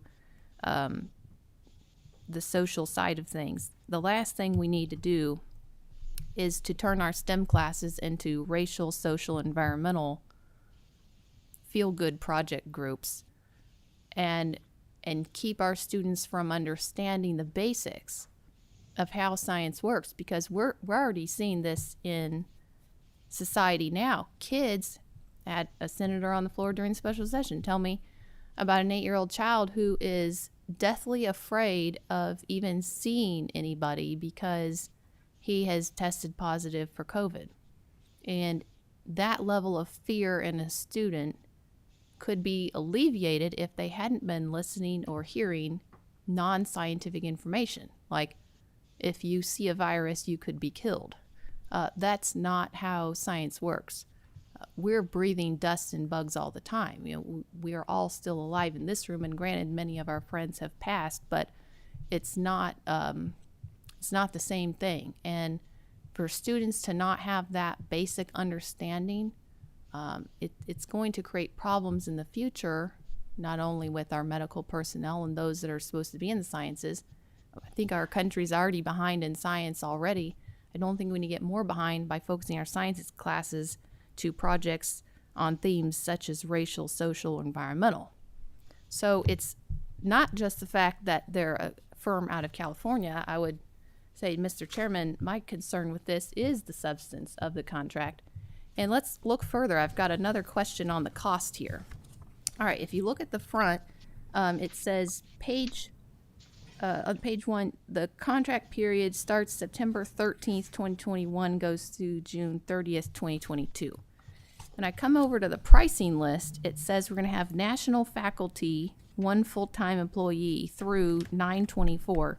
We've got 1, 2, 3, 4 of those and an assistant, 5 part-time. Anyway, $65,000 for a national faculty through 9/24. Are you suggesting that the national faculty is going to be servicing or has serviced us from September 13th through September 24th, and that's it, and that was $65,000 a pop? No, ma'am. It's actually the 9/24 in the budget column is September of 2024. This is a contract, and I'll let Karen explain this. This is a contract through the end of this biennium, and the work will go on beyond this biennium. Does that make sense? So I'm not clear how the contract costs can be through 2020. We're paying them in 2022, but they're going to be servicing through 2024. I think the best way to understand that is these are the line items of the contract, And those line items, when another contract is presented to you for the next biennium, will be the same line items. They'll just be different amounts. So they're getting paid $65,000 a year, but they're going to be servicing us through 2024. But that's irrelevant because right now we're just paying them $65,000 a year, and this is for 1 year. That's correct. Okay. I mean, there's a million questions we could dig into this, Mr. Chairman, but I would move to not approve the contract. But I certainly, if the rest of the committee wants to defer to get more information, I feel like I've seen enough to make a binary decision of an up or down. So I would move to disapprove for all the reasons that I mentioned. I don't think it's a good program. I think we could get better education, innovation on a more grassroots approach, not California values, California companies. There is a motion to disapprove, a second by Representative Hart. Then no questions, comments. Clerk, please call the roll. Excuse me, take the vote. All in favor say aye. All opposed vote no. Senator Hornback, Senator Southworth, Aye. Senator Yates, Representative Bowling, Aye. Representative Hart, Yes. Representative Minter, Representative Minter, Representative Cook, Chairman Meredith, Aye. That's 4 aye votes. Is that correct? Yes. Then we are short of 1 vote disapproving the contract. Rather than this going on to finance, could we entertain a motion to defer so we can get additional information, get some sense of security? I would really like more information on this. Second. So I make a motion to defer. There's a motion to defer. Representative Boland, seconded by Senator Southworth. All those in favor of deferring, please vote aye. All opposed vote no. Or please call the roll. Senator Hornback, Senator Southworth, Aye. Senator Yates, Representative Bowling, Aye. Representative Hart, Yes. Representative Minter, Representative Cook, Chairman Meredith, Aye. Again, we're 1 vote short of approving this motion. So the contract advances to finance for final approval. Next item is contract number 93, the Dollywood Foundation. And Senator Southworth, you have questions? Yes. It's probably been at least 6, 7, or 8 years since this came to the Senate as a bill. And the Senate killed that bill at that time. And here it's popped up now as a contract. And I understand sometimes there is a possibility of doing things different ways. Instead of putting in as a state law that we had to do it, we're going to just do a contract to say they're going to do it. But it still rubs me the wrong way that the Senate killed the bill, and here it is happening regardless. My main concern, as I looked into this, I'm going to go scratchy on my memory. I think it was Senate Bill 115, and it was probably in 2014 or so, but don't quote me on that. My main problem here is the literacy efforts from birth to age 5 through monthly mailings of books. And another foundation is going to be making the decision on how to do these things. Now, I don't know what all books are in their library. We've had a real problem with library books, whether it's school libraries or public libraries. You know, a number of parents have come to me, constituents and others over the years even, on some of the books that are out there and what's on the approved list. We just had a local newspaper did a whole open records request to our local Department of Education, Board of Education, trying to figure out what all are the approved books on the list, because there's books out there. For example, you know, Heather Has Two Mommies or Jacob's New Dress, and all this stuff that I hear from teachers, parents, and so forth, that are being put to our young children that they really shouldn't have to deal with those questions and that early, and certainly don't need more confusion than they already have. And so my concern is when we're outsourcing what books are available now, what recourse are we going to have? What recourse are parents going to have? Books start showing up. Granted, they could sit there since they're coming to their private homes and they could do whatever they want with the books. But I feel like at the public library level, at the public school level, we at least have some kind of mechanism to have review, public oversight, and so forth. And in this case, we're just handing a group $800,000 to mail who knows what to very young children. So my question is oversight. Who is planning on looking, or do we have a published list of what all books we're going to be sending? Senator Southworth, this is Karen Worth with the department. I've got some program folks on with me, Associate Commissioner Greta Hilton, and Thomas Williams is on with me today for the programmatic side. As far as entering into a contract when a bill was disapproved or not passed several years ago, this was a line item in our budget. House Bill 192 actually appropriated this $800,000 for the Dollywood Foundation, the Imagination Library. So it was by budget bill language that we pursued this contract. I appreciate your clarification, and of course I didn't like everything in the budget, but can I get an answer on oversight or the list of the books that we're sending? Sure. Greta or Thomas? Sure, thank you, Karen. You're welcome. And thank you for the opportunity to be able to share a little bit about this. My office, the Office of Special Education and Early Learning, has actually reached out to the Dollywood Foundation, and we had extensive conversations prior to initiating the contract. And one of those was around, the types of books. Obviously, we had those conversations around cultural sensitivities and diversity and all of the things that are part of this. And Nora Briggs with the Dollywood Foundation is here. And if okay with you, I would like to invite her to talk a little bit about the partnership, because there will be a panel of stakeholders that are involved in this. And since they're in the weeds with this, I would like for Nora to share the specifics of what's planned between the Department of Education and the Dollywood Foundation. Thank you, Greta. Just to provide a little bit more information about the program, is the Dollywood Foundation is Dolly Parton's nonprofit, and she created it to inspire children to love books and reading. And we know that reading is the key to lifelong success, right? Most important thing we can do for building knowledge. We need it. It's required for success in school, in work, and in life in general. And the flagship program of the Dollywood Foundation is Dolly Parton's Imagination Library.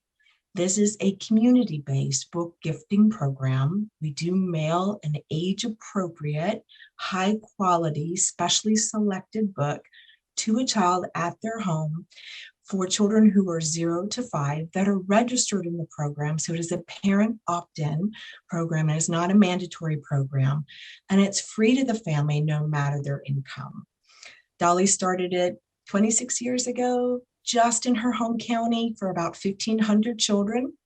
We are now mailing 2 million books a month to children in 5 countries: the US, Canada, UK, Ireland, and Australia.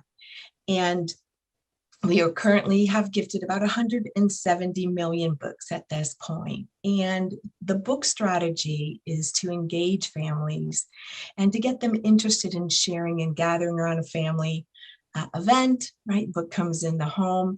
A little bit about the books. So the books are chosen every year through a panel of education experts and early childhood educators.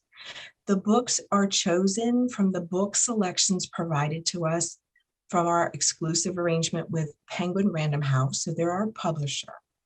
The books are focused on core basic themes. These are for children 0 to 5, right? Love, caring, respect, inclusivity, diversity. And the books go through a selection committee, and there's an age-appropriate rubrics that is created for actually every month, since children can be registered at birth and they graduate out of the Imagination Library program at 5.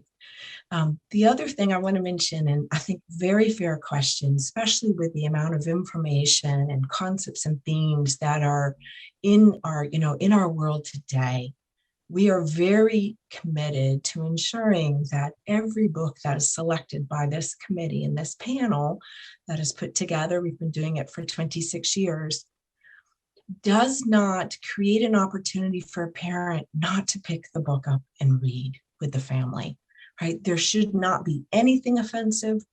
Dolly's opinion is we are not here to teach concepts for older children, for families. It's all about instilling core basic goodness and just basically instilling a love of reading, right? It's the snuggling and sharing and the family connection that creates that really great opportunity in a brain for a child to realize, I love books, I love reading, I love my family. And so the books are specially selected. I can provide the 2021 book selection list. I can also provide you with the rubrics of what we focus on. Each year is certain characteristics specific to the age appropriateness. And obviously, the first goal is to inspire a love of books and reading. But the secondary goal is to get them ready for kindergarten, right? To improve the home literacy environment, build a home library, increase the one-on-one time for parents to be and caregivers to be involved in their child's learning. And we've been doing this for 26 years. So we've got longitudinal studies in many states. We've got 10 other statewide programs. Excuse me, but we're starting to get into commercial for this program, and we're time limited. And I think that everybody on this committee understands the importance and value of reading, particularly at the early age. I think what Senator Southworth is trying to ascertain is, are there guardrails for this program to ensure that the books are age appropriate, that the content's age appropriate, and that we're not teaching some manifesto that's contrary to what their parents may have. And I don't think we're giving a very precise answer to her question. Mr. Chairman, she mentioned the book list for 2021 and the rubric for the scoring. If you could maybe send those to us, and as well, if you have prior years book lists, that would probably be the most helpful thing. Absolutely. Thank you. And I just need to mention to the committee members that we have lost our quorum, so we'll not be able to act on any of the remaining contracts. What we're doing is just for informational purposes only at this point. So are there any further questions, comments regarding this particular contract?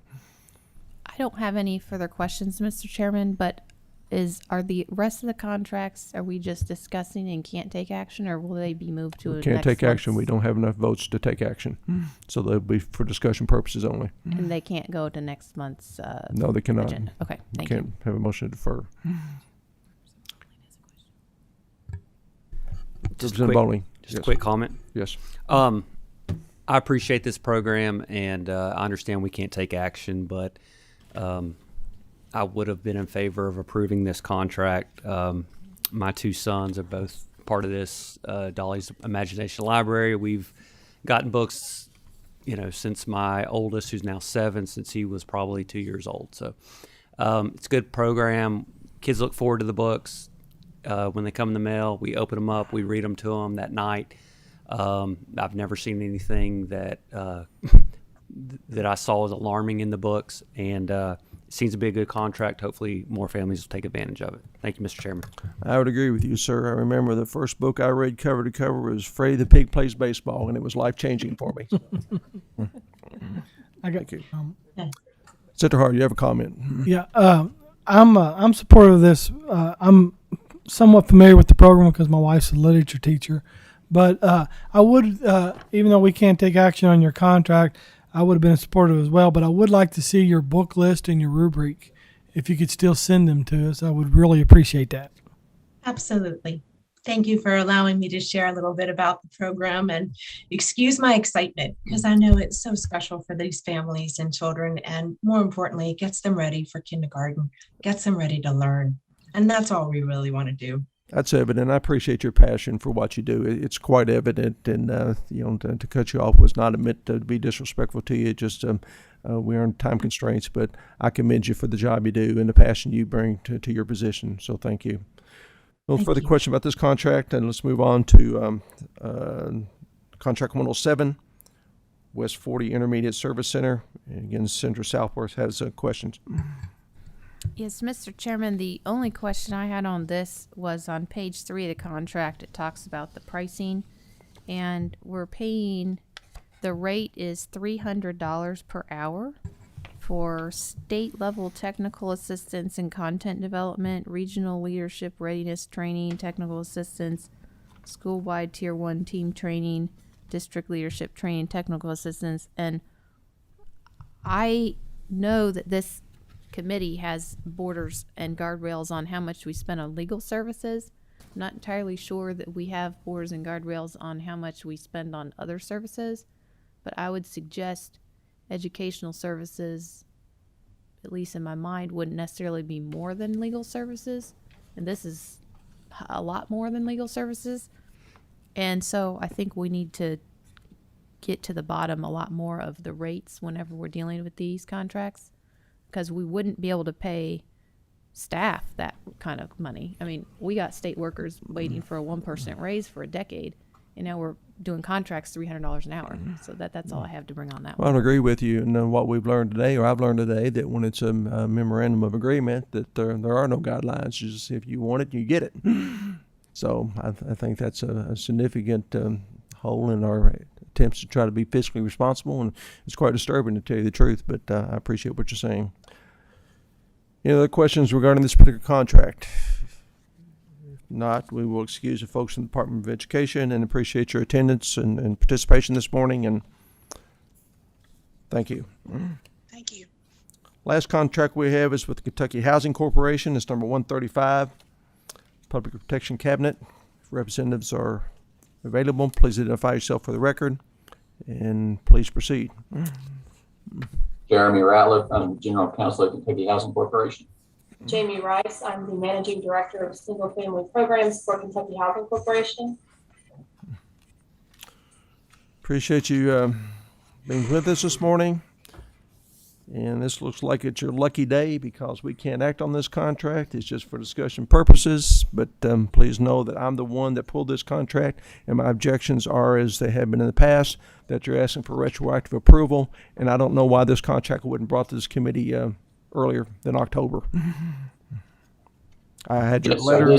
You have the letter that you sent to us, but it doesn't tell me anything. I understand the value of the program, the importance of the program. I don't argue with that. The issue I have is, why do we not get this earlier than when we received it? Yes, sir. So we were notified around May or June of this year that the federal government would be granting a significant amount of money to the Commonwealth to assist families who are homeowners that have encountered financial difficulties as a result of the COVID pandemic. You may be familiar with the eviction relief funds that were granted to the Commonwealth by the federal government to assist tenants that are in similar circumstances. This is funds that are directed to homeowners. We were not provided guidance from the federal government on how those dollars are to be administered until August, late August. But when we were notified of the grant being sent to us, we identified that we would need an online application and document submittal system to handle the applications and to get the dollars administered and out to the people who need it. And we had worked with Public Protection Cabinet on a similar system for the eviction relief funds.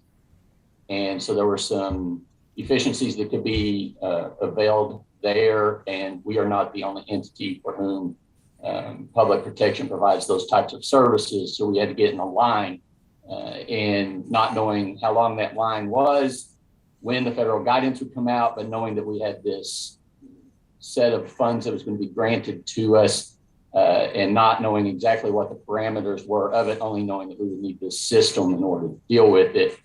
We went ahead and got in line with Public Protection. Public Protection was able to begin those services and creating that system in July.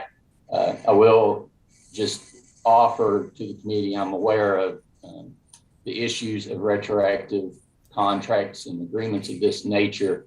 We have not paid any money on this agreement. We are asking that it be retroactive because some of those services were begun in July, and we need to be able to pay them for those services.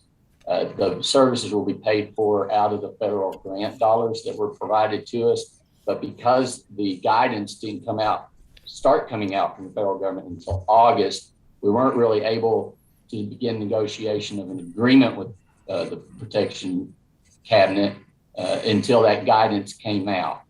And so those negotiations began in late August after we were issued the initial guidance.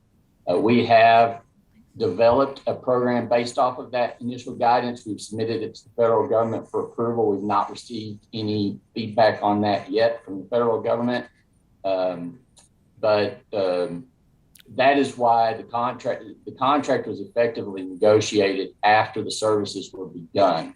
And that's in large part because of not receiving guidance from the federal government who's granting the dollars until after those services were begun. But we did need those services to begin so that we could be up and running and able to get these resources out to these homeowners who need it as soon as possible. Because as you know, I have no problem with the motivation behind it at all. You missed my point. We all value this program. We understand that the struggles of working people are going through.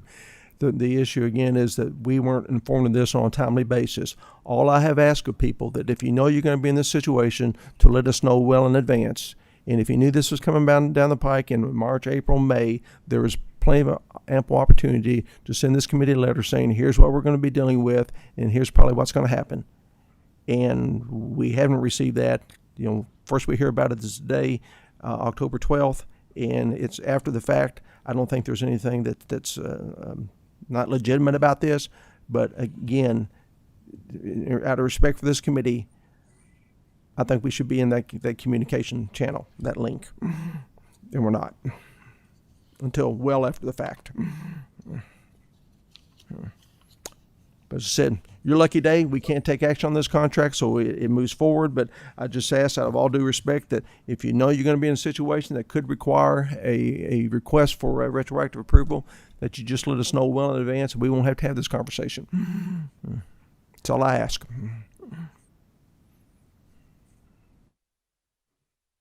Is that fair? Yes, sir. All right. Thank you. Appreciate you being available to us today. Final item on the agenda is consideration of exemption requests from Energy and Environmental Cabinet. And again, we can't act on that, so it just happens. Please be aware that our next meeting will be November 9th at 9 a.m. Any other questions? If not, everybody ready to adjourn? We stand adjourned. Thank you. Okay. Thanks for everyone for a